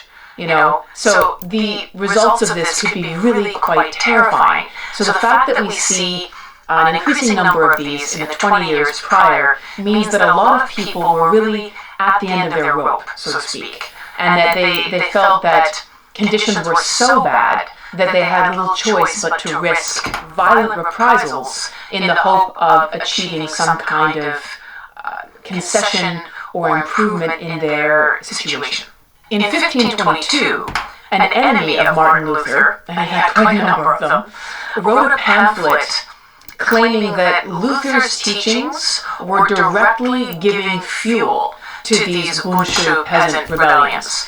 And so the cover of this pamphlet is illustrated with a drawing that basically shows an armor-clad Luther kneeling to clean a peasant's laced-up shoe.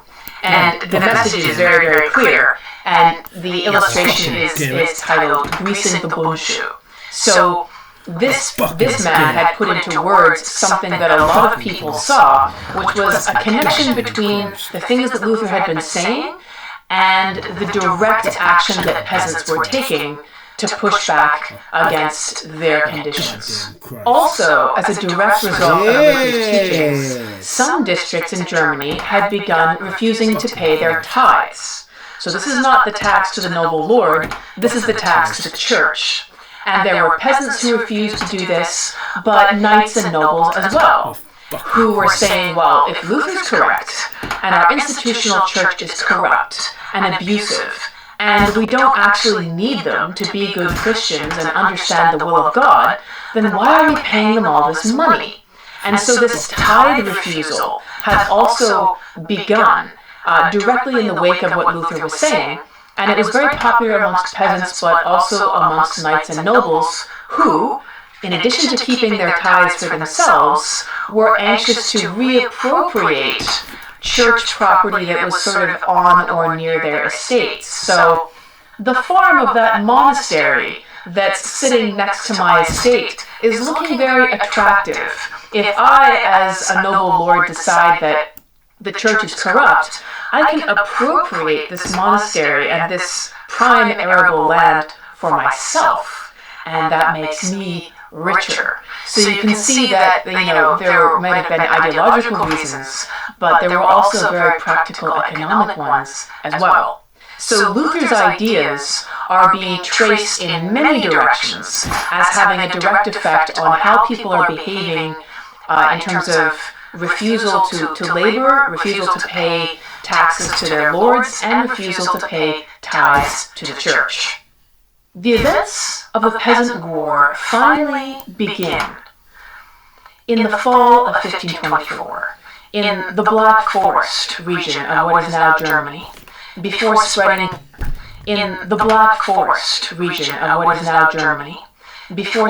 both south and north to eventually engulf most of that country. By one account, they started during the harvest in 1524 on a large estate in Schulingen, which is on the border between Germany and Switzerland, to eventually engulf most of that country. By one account, they started during the harvest in 1524 on a large estate in Schulingen, which is on the border between Germany and Switzerland. Countess von Lupfen demanded that the serfs who were at that time harvesting the crops from the fields all over the estate immediately cease what they were doing. She had a different job for them. She said that everyone should go to work immediately gathering snail shells. Oh, fucking Christ. Why snail shells? Well, because apparently they were popular for the Countess and her... Ooh, she spit. Fucking goddamn fuck. Let me make my goddamn tea. It's goddamn fucking tea time, goddamn it.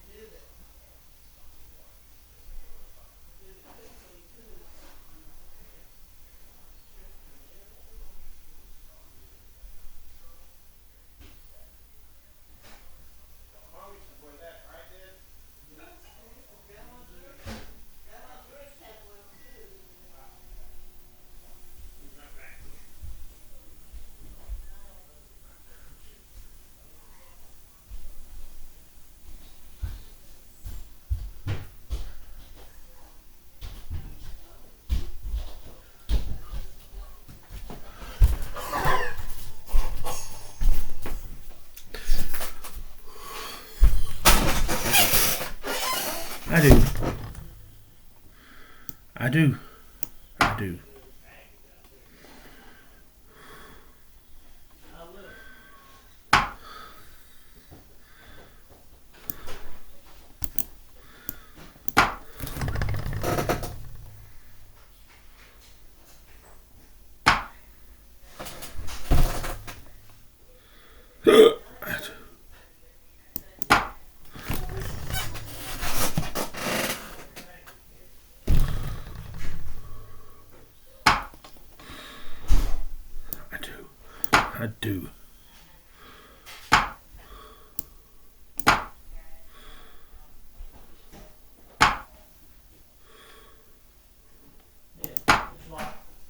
God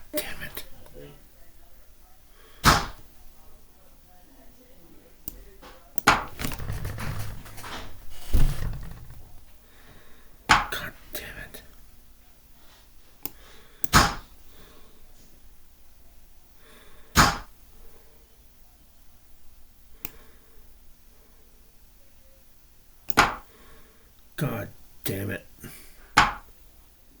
So get that goddamn slutty ass night out of here.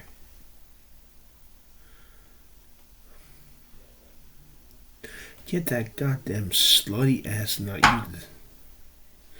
Get that goddamn slutty ass night.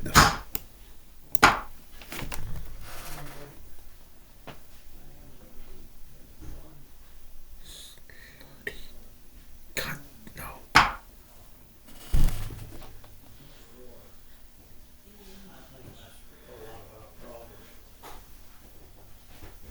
God damn it. God damn it.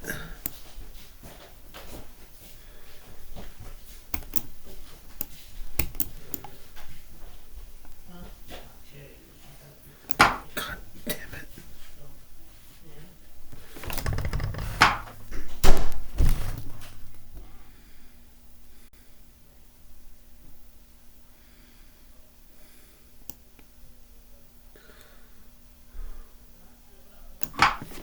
God damn it.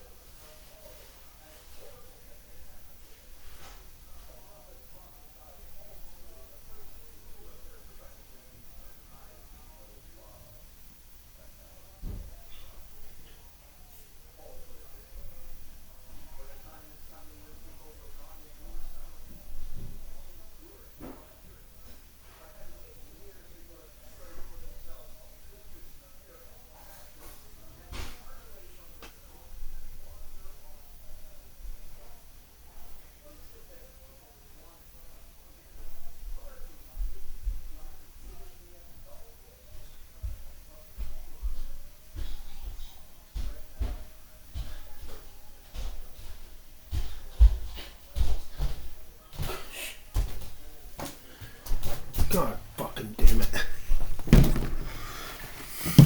Sorry it took so long, but I had to get food to eat. I'm hungry as fuck.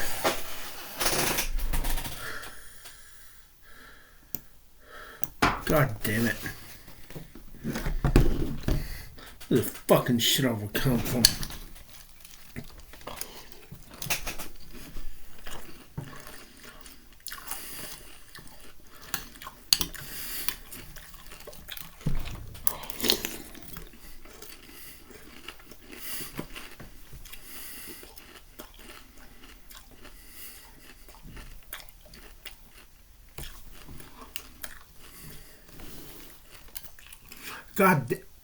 God fucking that man fucked up.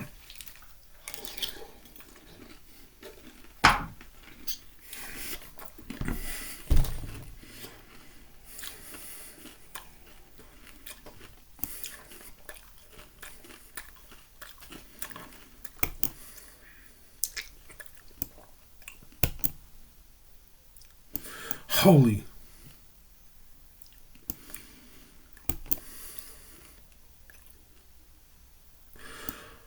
Holy Ghost.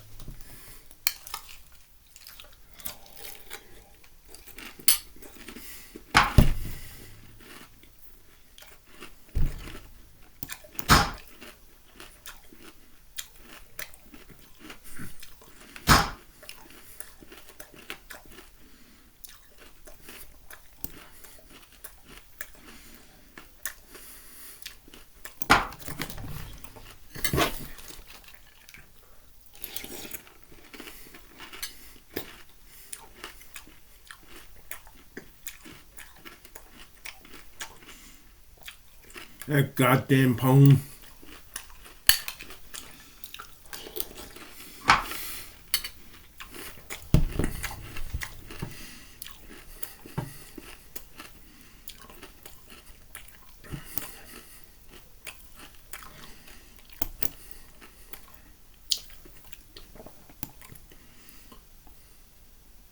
Suck my motherfucking dick.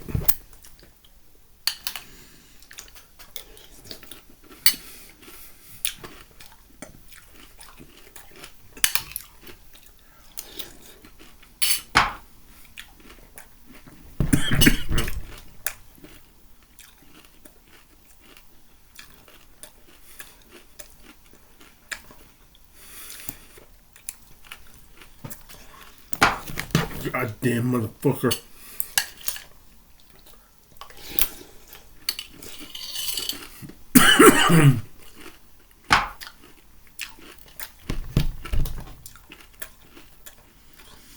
God damn it.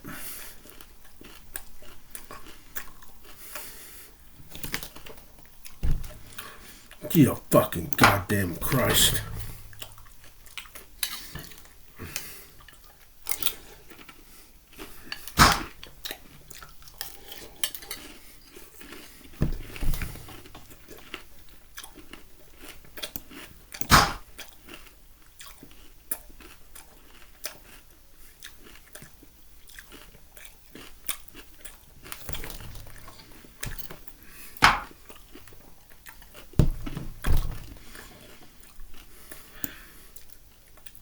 Jesus fucking Christ.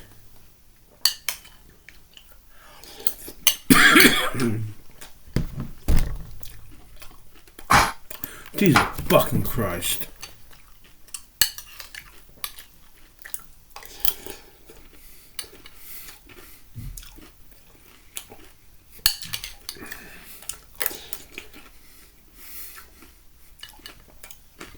Jesus goddamn fucking goddamn Christ.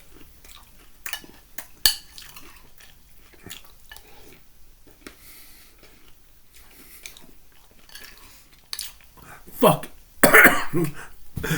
Fucking Christ.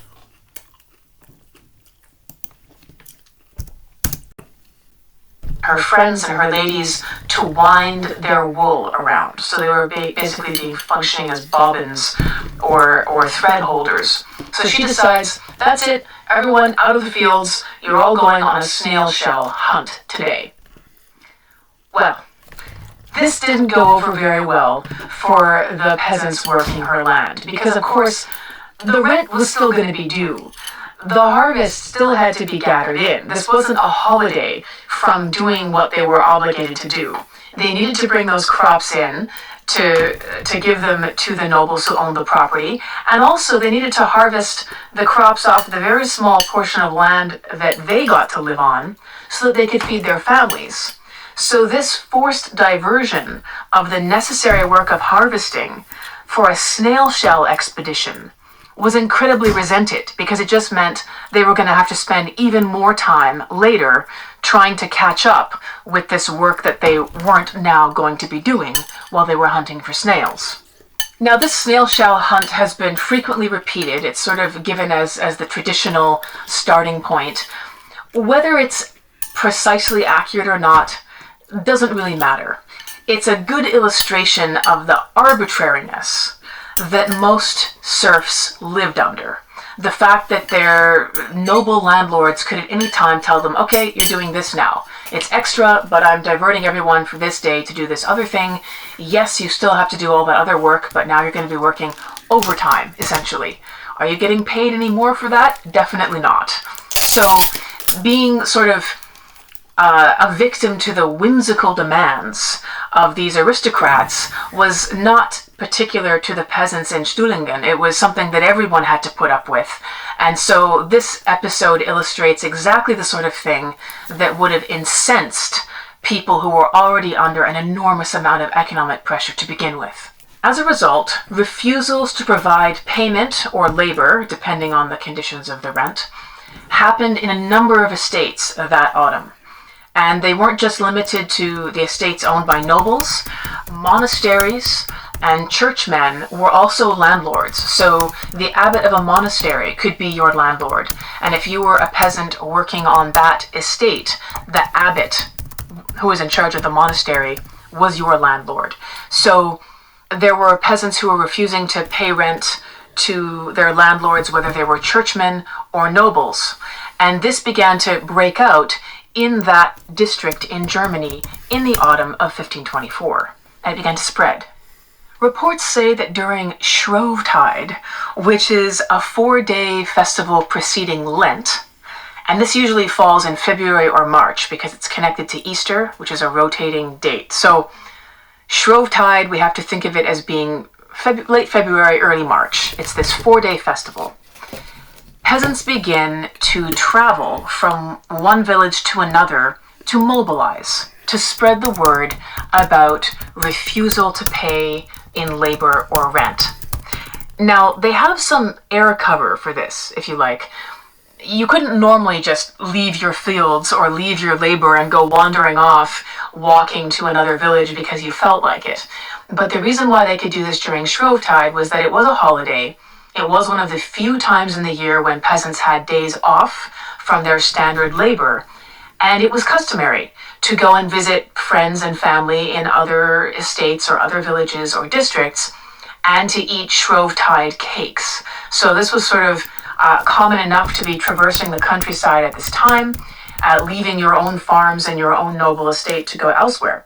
So some peasants are using this as an excuse to visit not for social reasons, but for economic organization reasons, to spread the word and to recruit other peasants to their cause, to encourage groups of farmers in other districts to also refuse to go back to work or to pay their rent in grain. But if they were questioned, these peasant organizers claimed, we're just going on a Shrovetide visit, we're just going to go eat some cakes in the neighboring village. But in fact, they were very successful in recruiting increasing numbers of peasants from one village who would accompany them to the next and the next, so that by the end of February, there are reports saying that the peasants who had been recruited numbered some 30,000.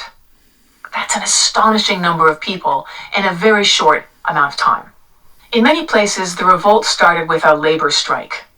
Peasants would simply refuse to go to work that day, and then in their villages they would ring the storm bell, a bell that was normally rung when bad weather was coming in or when there was some other reason for alarm, So in this case, they would ring the bell, and that was a signal for the heads of households, the men, to go meet together in some central location, usually under a tree, and to discuss what they were going to do, what they were going to do with this labor strike, and the fact that no one was going to work that day, or the day after, or the day after that. Rallies soon ensued, where striking groups of peasants from one estate, because they weren't going to work in their lord's fields, would now travel to other estates and meet groups of striking peasants there, and they would begin to conglomerate or join together.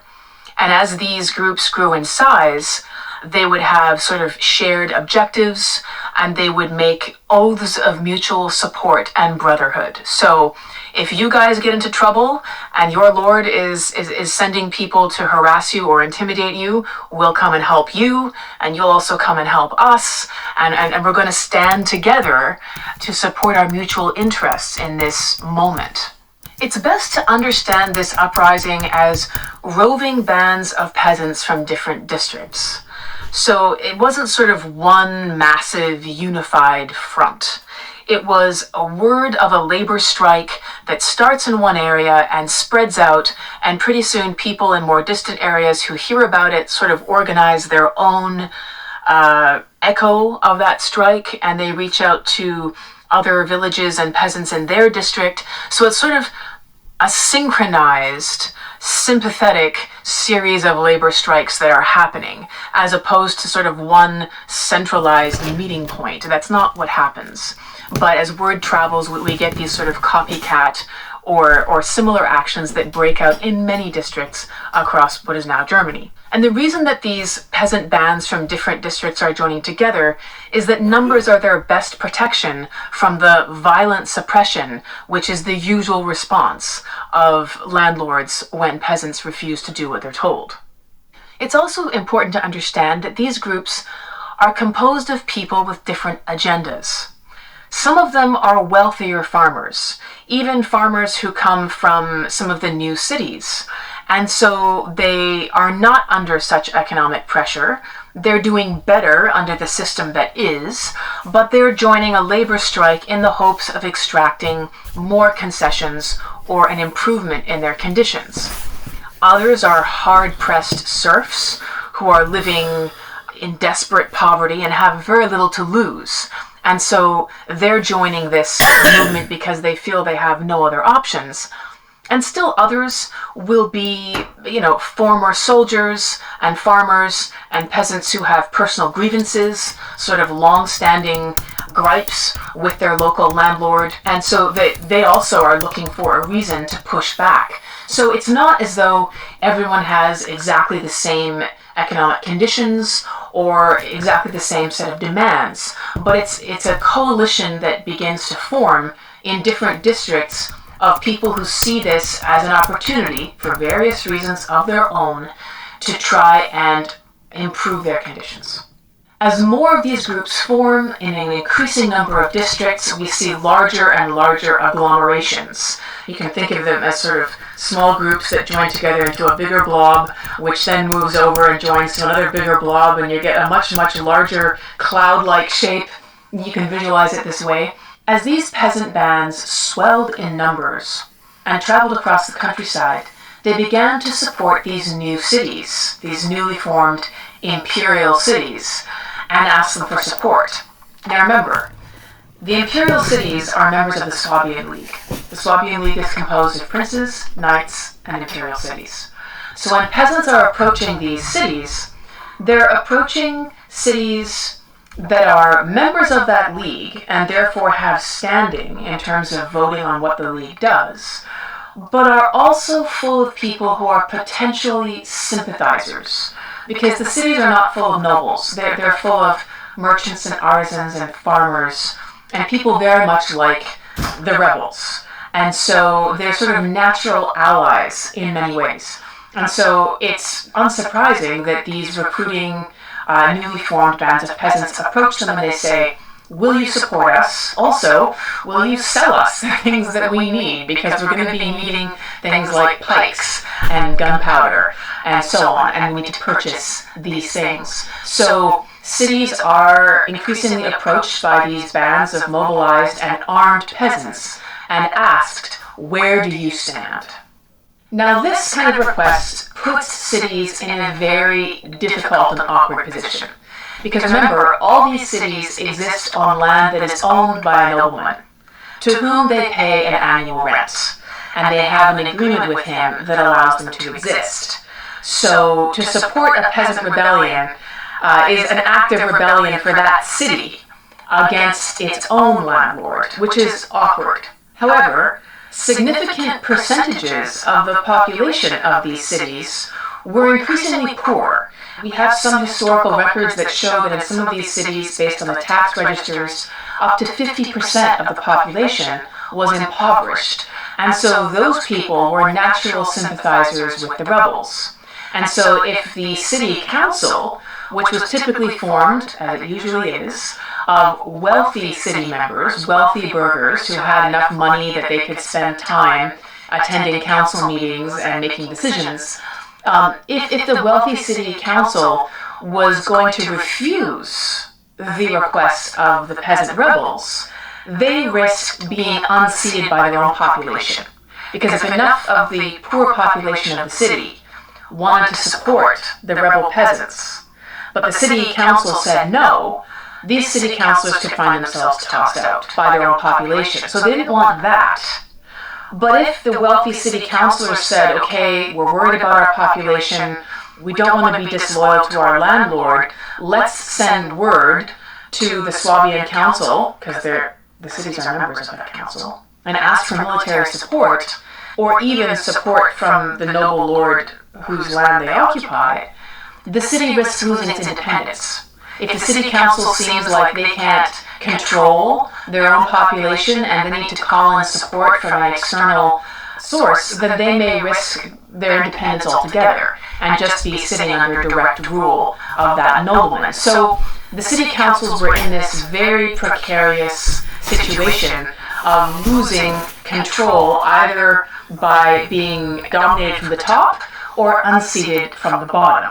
And as a result of this, many of them decide to try and adopt this position of careful neutrality, where they say, well, we're not going to stand against you, peasant rebels. We can't openly support you. We're going to remain officially neutral. This was a line that a lot of them tried to walk. And as members of the Swabian Council, these cities would have tried to support a more peaceful resolution to the rebels' demands. They would have said, as members of the council, we think that the Swabian League should do X or Y, should intervene to find some sort of non-violent way of resolving these concerns. And when I say that we're talking about peasant rebels here, it's important to remember that at the moment, this is just a labor strike. These are peasants who are just refusing to go to work in the fields or refusing to pay their rent. And they're not doing this indefinitely. They're saying, we're withholding these things until our demands are met or until our concerns are dealt with. So it's essentially an organized, massive labor strike that's going on. But the reason why the peasants are armed is because they're very much aware that at any time they could be facing violent suppression.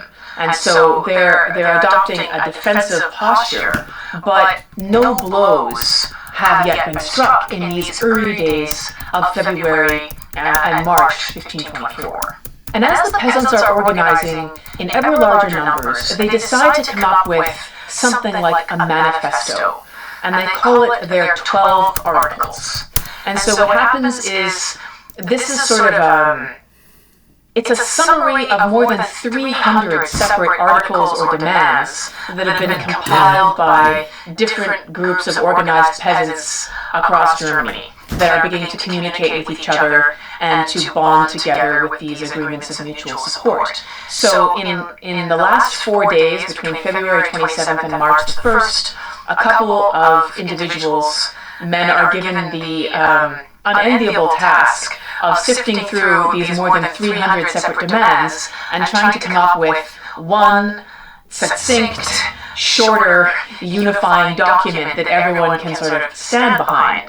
And that's what these 12 articles are. The document was compiled by a man named Sebastian Lotzer, who is described as a furrier and lay preacher, which means he was exactly one of these guys who was walking up and down the countryside spreading the words of Martin Luther. He's not a priest, he's not a friar, he's an everyday guy. That's what a lay preacher means. But he's taken it upon himself to spread the good word, by which we mean the words of Martin Luther. There's a preamble written to this 12-article document, written by another lay preacher by the name of Christoph Schappler.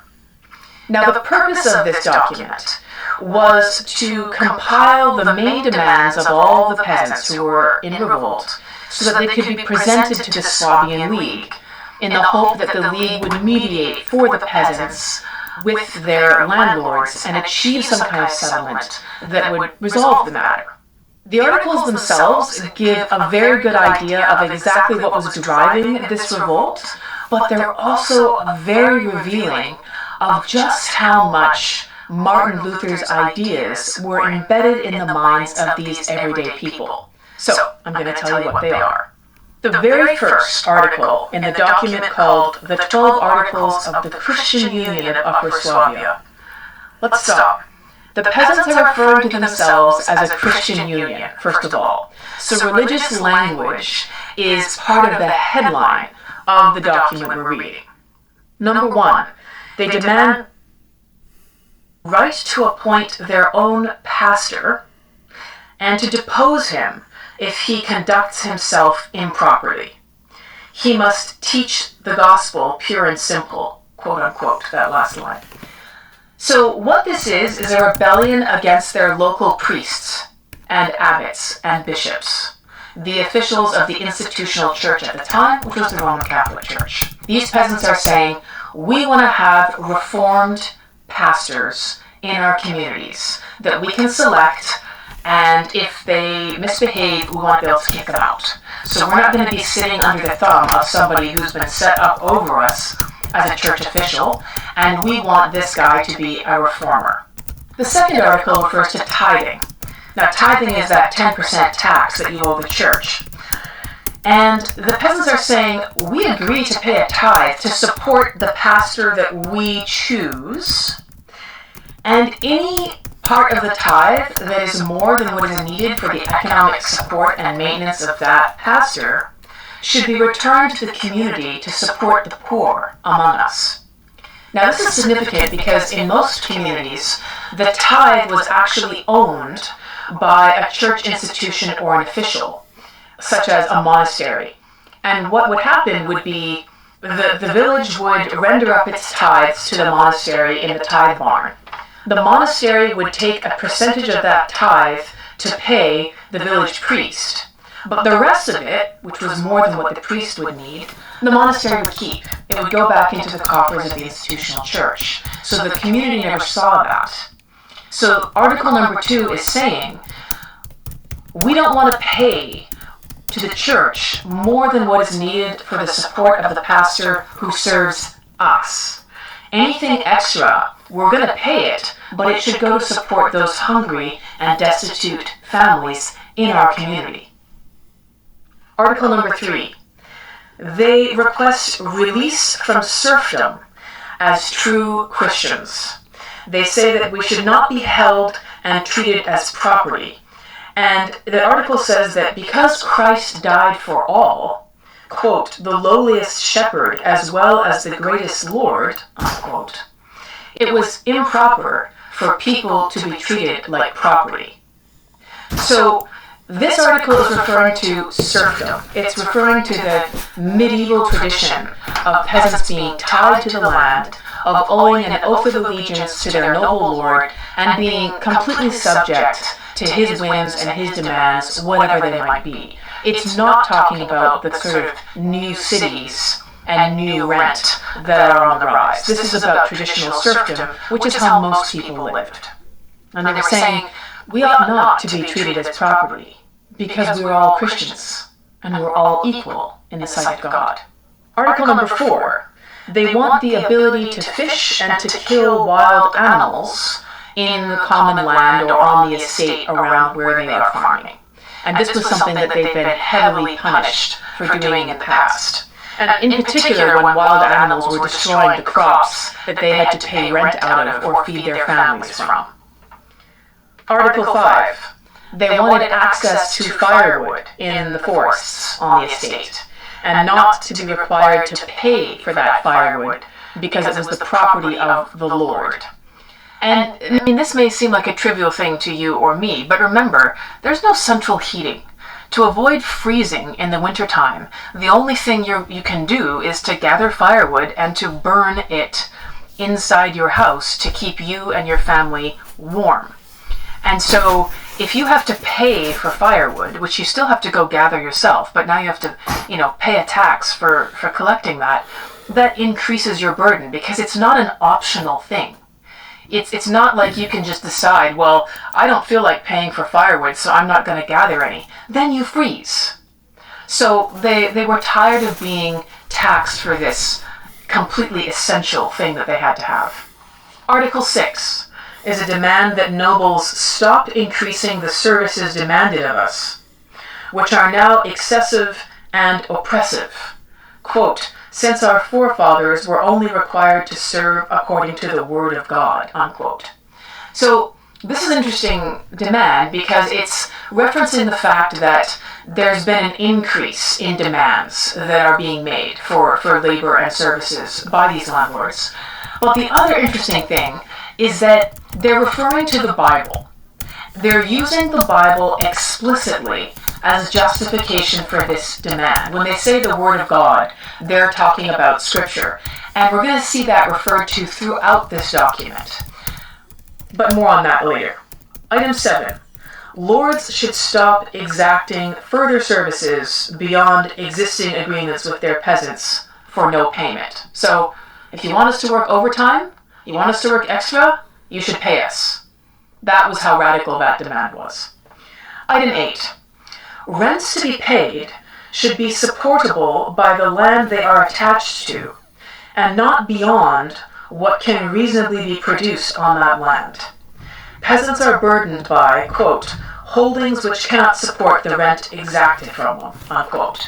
So basically this is the practice of a nobleman saying, I'm going to give you a really small field, but I want you to pay me a pretty high rate of grain or fruit or whatever out of this. And these peasants are saying, well, there's so little land here, how can we pay everything you've asked us to pay as well as keep ourselves from starving? The land is too little to extract the amount of product that you're demanding from us. Item number 9. Peasants should be judged according to old written laws and not receive arbitrary punishments under constantly invented new laws. So this is the idea that peasants were very much subject to the whims of their lords, and that for the same offense, on one day, one peasant might get a very mild reproof, and another one might have his ears removed, depending on how that lord was feeling that day. And so there was no sense of certainty about what the consequence would be, or whether an action that had been okay on one day would now be prohibited the following month. Item 10. Stop appropriation of meadows and fields, which were common land. So this is the idea of kind of a creeping land grab by the landlord.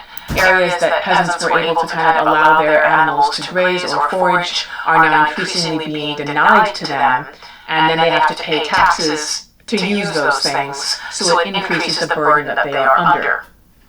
Item 11, an end to the Harriet or death tax, which robs widows and orphans. And item 12, if any article herein be proved to be not in agreement with the word of God, we shall retract it. But if more complaints be discovered, which are based on truth and scriptures, we will add them. So what's really interesting about this document is that it really has Martin Luther's fingerprints all over it. And that begins with this reference to the Bible as the justification for everything that they're doing. They're basically saying, the conditions we live under are unchristian. And when we say they're unchristian, it's not because Christian nobles and a Christian nation haven't been doing it for centuries, but because it doesn't line up with the Bible as we read it. Now, this may sound not so unfamiliar to you or I if you've grown up in a Protestant or a post-Protestant nation, but at the time it was a radical assertion.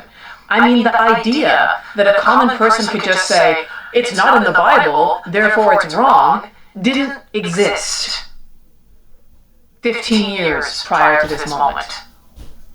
Didn't exist.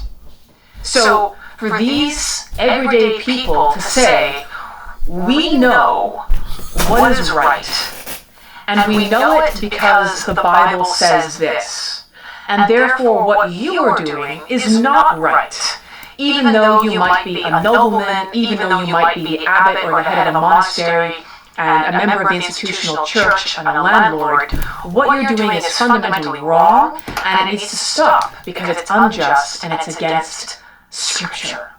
The person who had opened that door and made it possible for an ordinary person to just hold up the Bible and say, this is what God says, was Martin Luther. That was his his motto. It was by Scripture alone, by faith alone. And hierarchies and traditions and institutions didn't matter.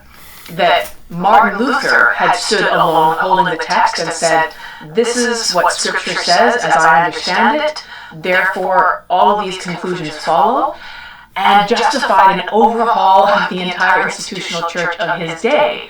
And so these everyday people who have heard what Luther has said have taken him at his word and said, exactly so. We're also reading the Bible, and what we see there is directly in contradiction to the conditions we live under. Therefore, those conditions need to change. Never mind that this has been going on for centuries. So this is a radical, revolutionary idea, and it can be traced directly to Martin Luther's thinking and writing. Fundamentally, these rebels are saying there is a higher authority than our noble landlords and the princes of the church and even the Pope himself. And that higher authority is God, and we can know what God wants based on what's in the Bible. And so holding up this standard, everyone is accountable to that. All of us are equally under that standard. And so they're now asking people who've had power for as long as anybody can remember to be accountable to that. It's an incredible moment. Now, the peasants took this document, which, remember, was penned by traveling reformist preachers. So, once again, even the guys who are actually moving the pens across the paper are fundamentally embedded in the Protestant Reformation. They're direct agents of spreading its ideas and of embedding those ideas throughout the text. But the text is taken to the Swabian League as a way of presenting the rebels' cause and appealing for mediation. And basically nothing happens. The Swabian League drags its heels. They don't really commit to mediation. They don't give any kind of a definitive answer. Some historians have claimed cynically that they're just dragging their heels as a play to kind of keep the peasants waiting while they're secretly mobilizing their members to get their armies organized. But other historians say, no, this is consistent with a pattern of the Swabian League being involved in other such scenarios where they're sort of considering the request and they're going to figure out some kind of procedure. That we don't have reason to believe that they were absolutely cynical about it from the point that this was received. Certainly there would have been members of the council who were angry nobles who said, these insolent peasants need to be taught a lesson. You know, we absolutely need to make an example of some of them, butcher a few of them, and, put everyone back into line. There definitely were members, noblemen, who were saying that, but it wasn't at all a unanimous thing. And remember, there are imperial cities and others that are part of this group. So at first nothing happens. Whether that's innocent or whether it's malicious, we can't know. Meanwhile, in early March, which is only a few days later, 3 of the largest peasant organizing groups get together and issue another document called the Federal Ordinance. And basically, this is a statement of intention that suggests a confederation of peasants that could reach even as far as Switzerland. So they're expanding this movement, they're trying to increase the ties of mutual support, and basically this is a statement of intention that suggests a confederation of peasants that could reach even as far as Switzerland. So they're expanding of peasants that could reach even as far as Switzerland. So they're expanding this movement, they're trying to increase the ties of mutual support, and basically suggest a reshaping of economics in a very, very large amount of territory. So this document, this federal ordinance, proposed, amongst other things, a boycott by all its members of any castle or monastery that refused to recognize the 12 articles. So they were saying, we should be united in this. We should all agree together that if any castle or monastery refuses to recognize our manifesto, we're going to withhold all personal contact, all labor, we won't pay, we won't sell, we won't be involved. So we're basically going to cut them off. It's going to be a complete strike, and we're going to be united in supporting each other so that if this nobleman can't get labor from some of us, he's not going to be able to find it anywhere else. It's going to ensure that the pressure remains even and that these institutions and powerful aristocrats are forced to recognize our demands. This confederation was also heavily influenced by Reformation ideas, and it aimed to, quote, call upon the Holy Gospel and the Word of God to protect justice and the divine law. So again, there's a very clear invocation of the Bible as the measure of what is just and of the way that laws and things should be shaped. And in order to determine what that divine law would be, they actually proposed in this document 4 pious arbitrators that they wanted to employ to sort of be in charge of determining what divine law should look like, or how local laws should reflect the will of God. And this list of arbitrators reads like a who's who of the Reformation. They list Martin Luther as one of the guys they want in charge of doing this job, along with Philip Melanchthon, who was one of Luther's major collaborators, and Ulrich Zwingli, another notable reformer, amongst others. So they're actually doing a name call of some of the most influential reformers that exist, and they want them to be in charge of this economic revolution. Now, as we shall see, Martin Luther became very anxious to distance himself from this revolt.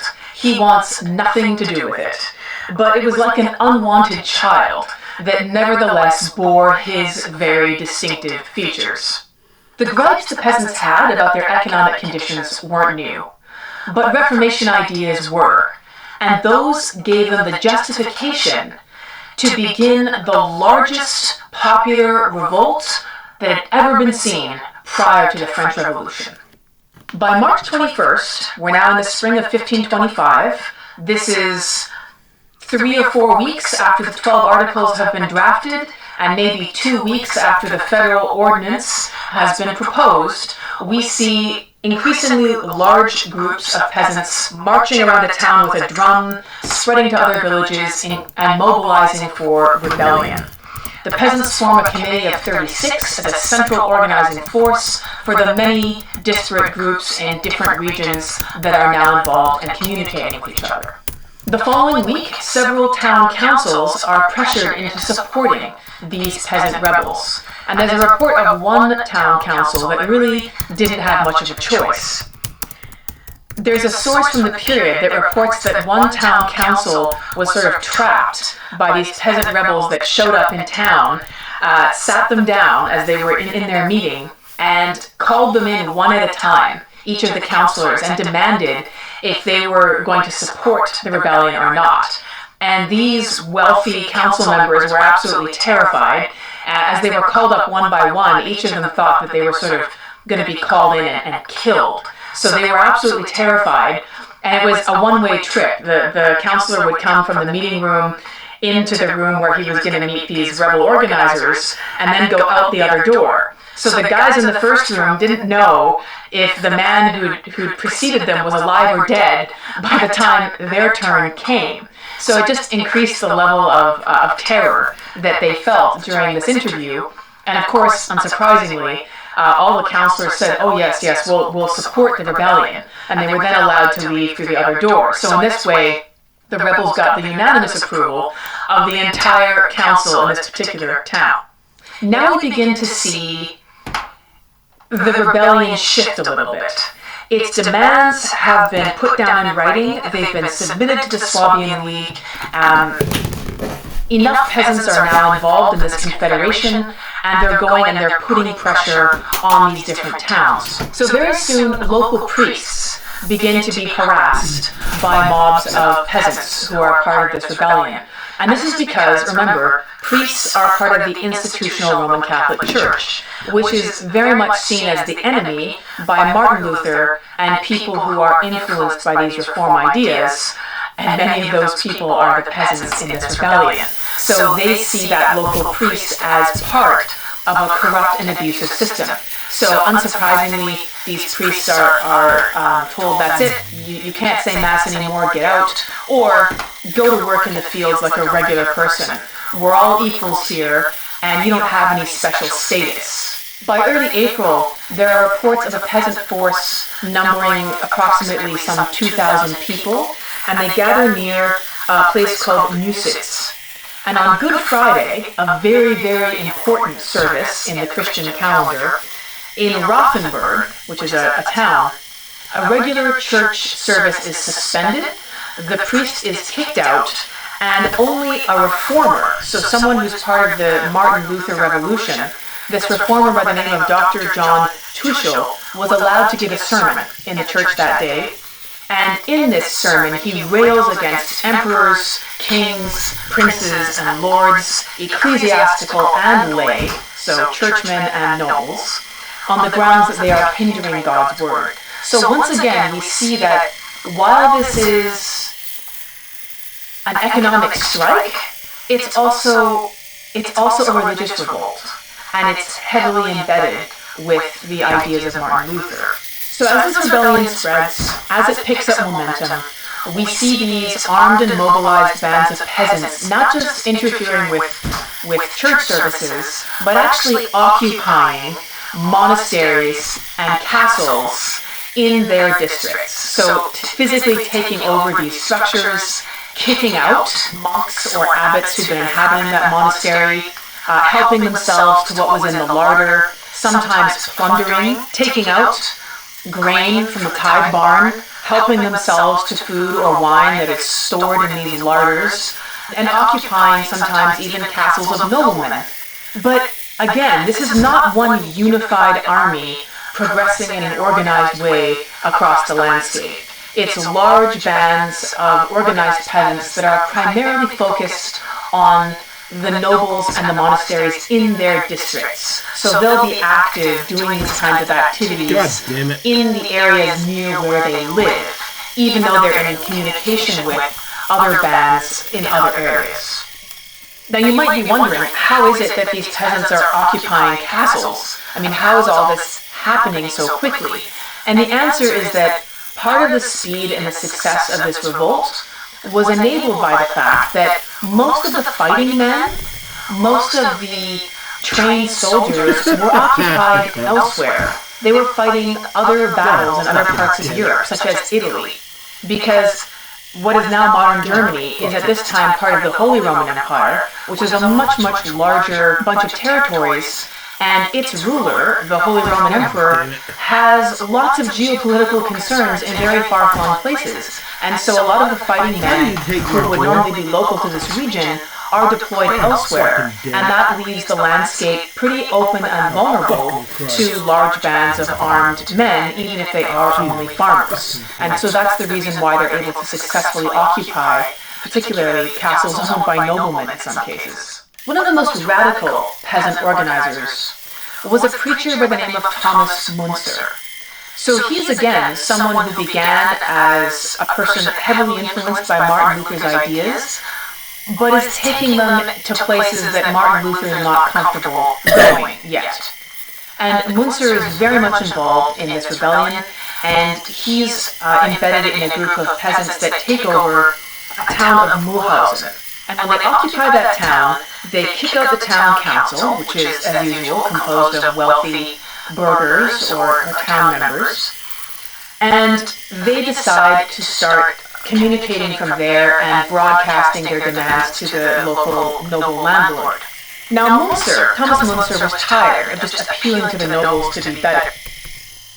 They kick out the town council, which is, as usual, composed of wealthy burghers or town members, and they decide to start communicating from there and broadcasting their demands to the local noble landlord. Now Thomas Munzer was tired of just appealing to the nobles to be better, so he wrote to the local count, the local aristocrat, in the following words.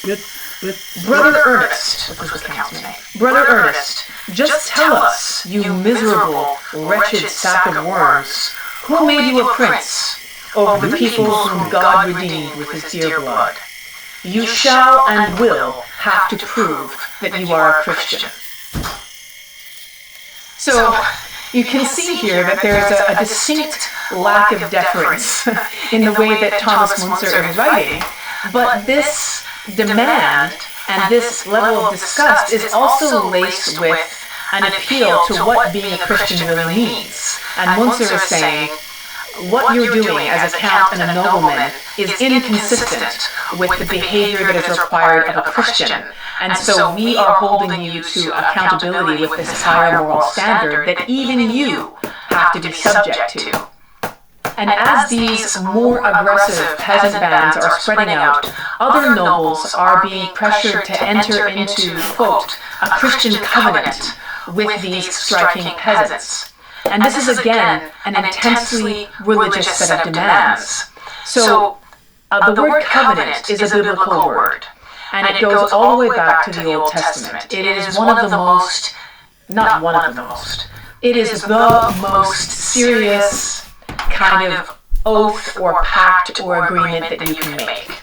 So for reference, God is supposed to have made a covenant with Abraham, and that's this agreement that's going to last for generations. And so God makes promises to Abraham, and Abraham makes promises to God, and the agreement is sealed with a blood sacrifice.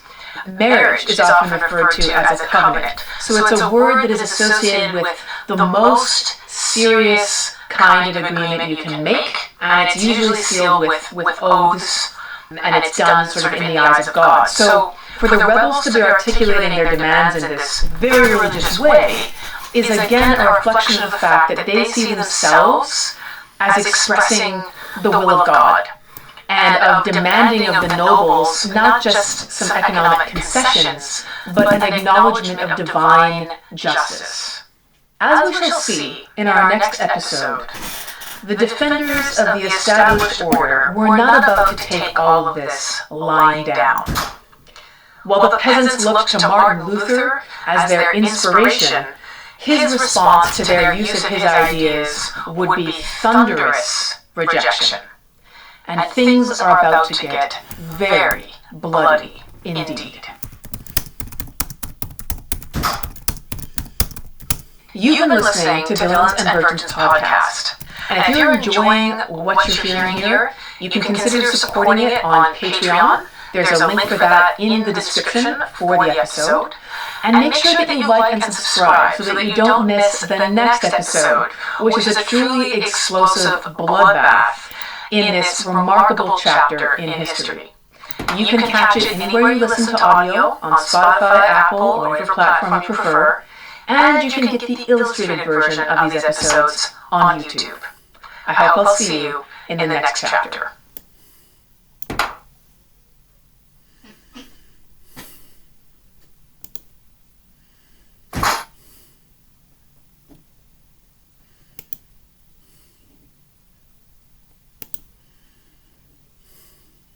When Richard died, Queen Eleanor presided over a bizarre medieval burial custom that resembles things the ancient Egyptians did. So she had Richard's heart removed from his body and embalmed with fragrant herbs, daisy, and frankincense. And that heart was sent to be buried somewhere else, in a cathedral somewhere else. To be buried somewhere else. Does she have a spit effect arm? Somewhere else. I have spit effect What is now France, but was English property at the time. His entrails were buried where he died, and his body was sent to another abbey. Now, this seems very strange to us. Why would you cut up a body and send bits of it here and there? Well, it fits into a larger context. Remember that in the late 1100s, which is when Richard dies, there's already a very active culture of saints' relics. So you could go into a church anywhere in Western Europe and perhaps find the finger of an apostle, or the rib of some saint, or a veil or garment that might belong to a holy person. And so these objects and even bonfires that were scattered across churches were objects of veneration. And they were things that drew visitors or pilgrims, people who wanted to be close to some physical remnant of an important person. Suck my motherfucking slut.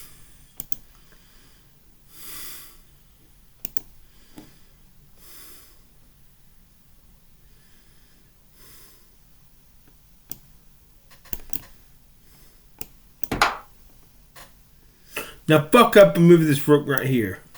On a cold November morning in 1095, God fucking damn it. Pope Urban II made a speech that would change history. He was preaching in an open field to a crowd of churchmen and regular people in a town in southwestern France. He called for the knights of Western Europe to rescue Jerusalem from the control of the Seljuk Turks, and to bring aid to Eastern Christians who were suffering abominable cruelties at the hands of these new Muslim invaders. These are some of the words that the Pope is reported to have said on that morning. A race absolutely alien to God has invaded the land of Christians, has reduced the people with sword, rapine, and flame. These men have destroyed the altars polluted by their foul practices.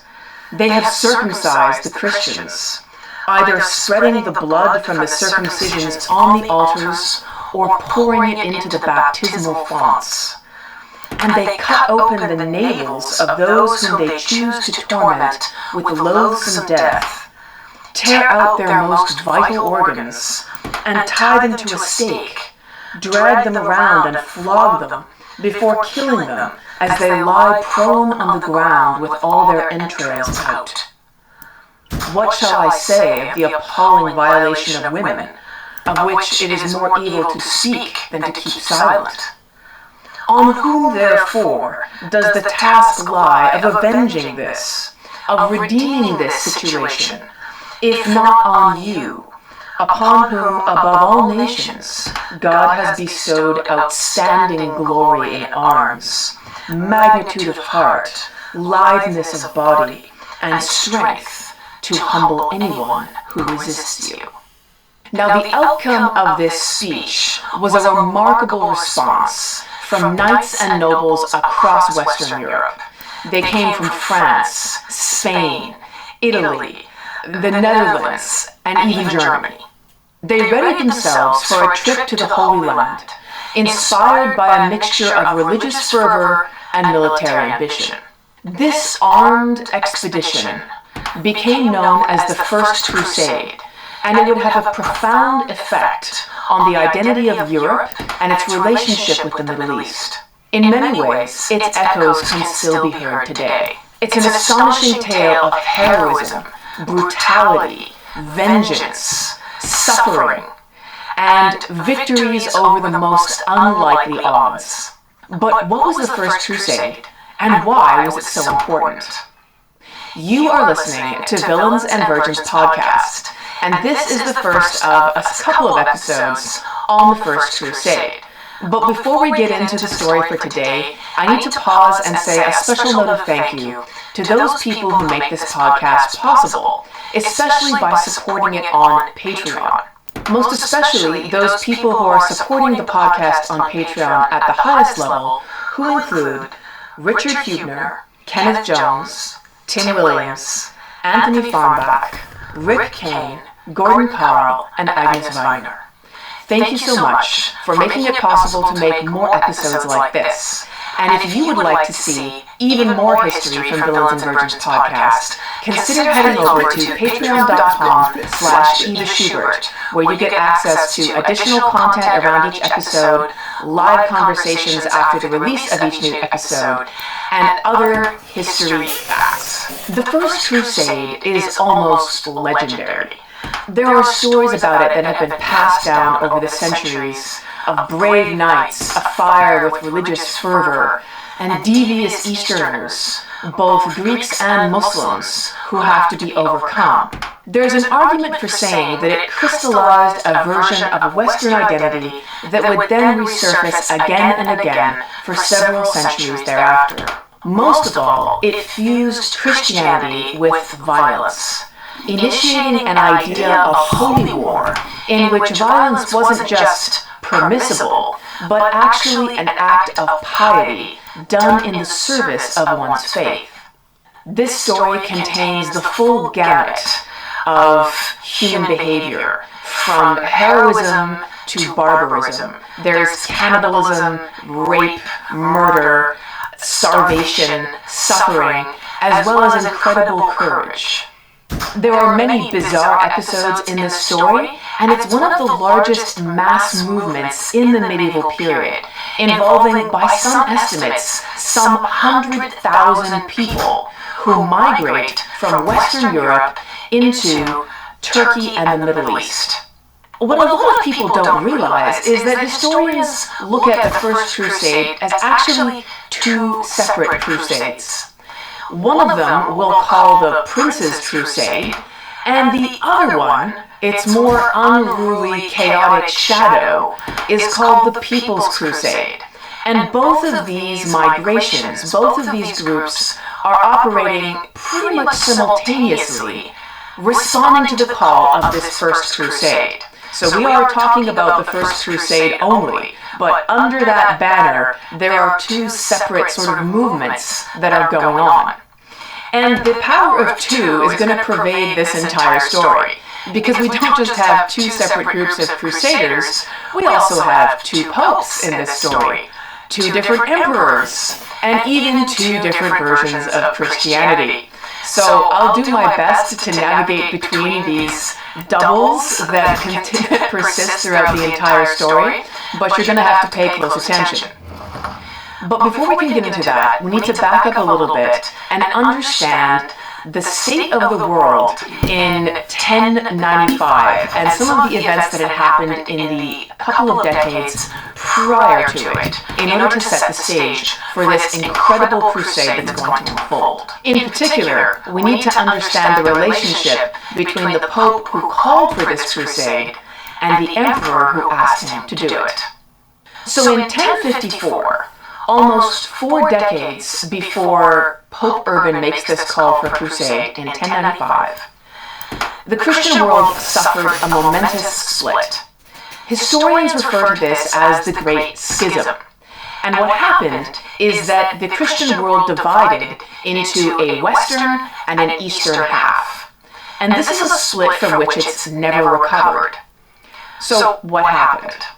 The Christian world at this time closely corresponded to the shape of the Roman Empire, because Christianity had become the official religion of the Roman Empire by this point. The western half of the Roman Empire, which included territories that we would now call France, Germany, and Italy, succumbed much more quickly to pressure from what the Romans called barbarian tribes. So it ceased to be effectively under Roman control. But the eastern half of the Roman Empire, which included Greece, Serbia, Asia Minor, and some small territories in southern Italy, stayed organized much longer, including right up to 1095, which is the point where we have the First Crusade taking off. So they called themselves the Eastern Roman Empire. Historians have sometimes referred to them as the Byzantine Empire. Same people, but they saw themselves as Romans. So in 1054, at the moment that the Christian world divides, there's a contest of religious authority. The Bishop of Rome, which is no longer in the Roman Empire, but the Bishop of Rome believes that he should have the preeminent place of leadership in the Christian world. And he's developed a theory about why this is the case, but he thinks that he should have this highest status and the ability to determine what is doctrine and correct practice. In the East, there have been a number of other church leaders who have traditionally had the same status as the Bishop of Rome.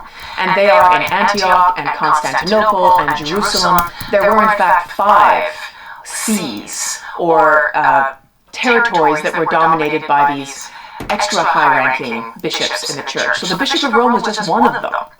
And he was now claiming the preeminence of place to decide what the shape of Christianity should be. And in the East they said, not so fast. Your authority is significant, but we also have other people here who are your equal. So in 1054 there's a split because the Bishop of Rome insists that he should have this position, and the churchmen in the East say no, and there's a mutual excommunication.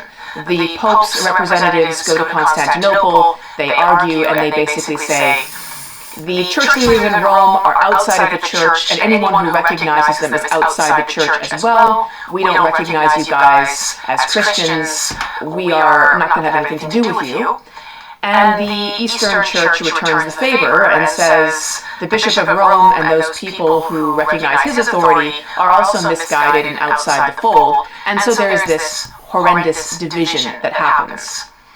And by the time we get to 1095, it's relatively recent. It's been going on for 4 decades, but there's been this sort of separation in which we now have a Western Latin half of the church, which recognizes the Pope as its highest authority, and we have an Eastern Orthodox half of the church, and they recognize what they call patriarchs and church councils as their source of authority. So these are the 2 types of Christianity that exist in 1095. And by the way, on Villains and Virgins podcast, we've done a whole series on the Great Schism, so if you're interested in more detail on this particular episode in history, go check out that series. So the Christian world has never recovered from the Great Schism of 1054. But what's really interesting about this First Crusade is how close we came to healing that breach, and how different history might have looked had that succeeded. So this is what was going on. First of all, Pope Urban II, the one who calls for crusade, is actually not the only pope in the Western Latin Church at this time. There are 2 popes that are claiming to be leaders of the Western Christian world at the same time. How can this be, you wonder? Well, it's very political, as you might have guessed. So, the Pope in Rome has long relied on the support of the Holy Roman Emperor. This is Emperor number 1 in our story. Who's the Holy Roman Emperor? Well, I said the Western Roman Empire collapsed, right? And then in the 700s and 800s, we have this Germanic tribe called the Franks that come to be closely allied to the Pope. He needs military muscle for security in Rome because there are all these other competing tribes that are taking up territory and are raiding and thieving and killing people. So the Pope makes an alliance with the Franks, and he says, if you defend me and provide security, I will name your king this new title of Holy Roman Emperor, which basically makes you kind of the inheritors of the mantle of the Western Roman Empire, even though we're looking at several centuries after it has essentially collapsed. So the Holy Roman Emperor is always going to be a Frankish king who gets this crown from the Pope.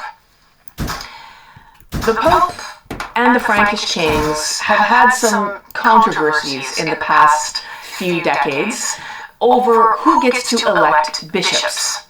So bishops are very important officials in the church, but in the medieval world, they also hold territory. They're landowners. They come from noble families. It's a desirable position with a good income attached to it, which comes from the rents of that land that are attached to the title. And so the ability to appoint bishops is something that both the Pope and the Holy Roman Emperor want to be able to do. The Pope says, well, I should appoint the bishops because they're church officials, and they answer to me because I'm in charge of the Western Christian Church. And the Emperor says, I should be able to appoint the bishops because they, the bishops in my territory, are answerable to me as the highest political authority in my empire. I don't want them listening to some guy over there in Rome. I want them to be my guys, and I want to be able to hand out the position of bishop as a reward to families who are loyal to me. Historians call this the investiture controversy. Who gets to invest somebody with the office of bishop? So, different popes and different Holy Roman emperors have been fighting about this, and it turns out that the Holy Roman Emperor decided, I've had enough. So his name is Henry IV. He rides down into Rome and he says, you know, this pope is too troublesome, I'm going to get rid of him. I'm going to put my own papal candidate, my own pope, on the throne of St. Peter in Rome, and he is going to be agreeable to me. So I'm not going to be fighting with the Pope anymore about investing bishops in my empire. He's going to do what I say, and I can invest the bishops I want. So the Holy Roman Emperor puts a guy called Clement III on.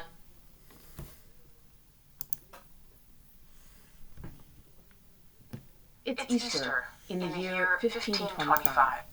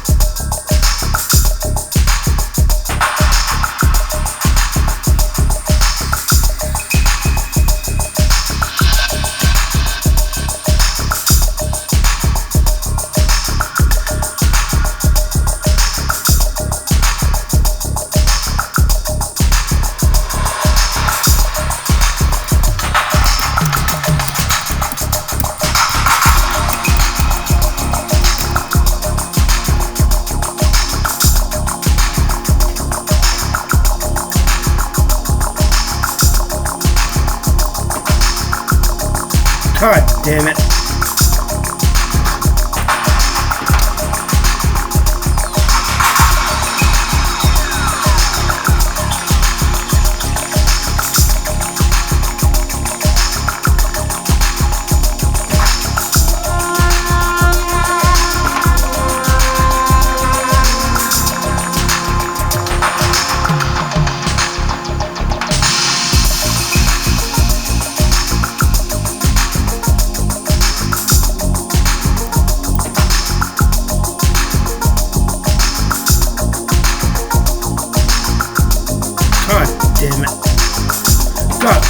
Damn it. God bucket.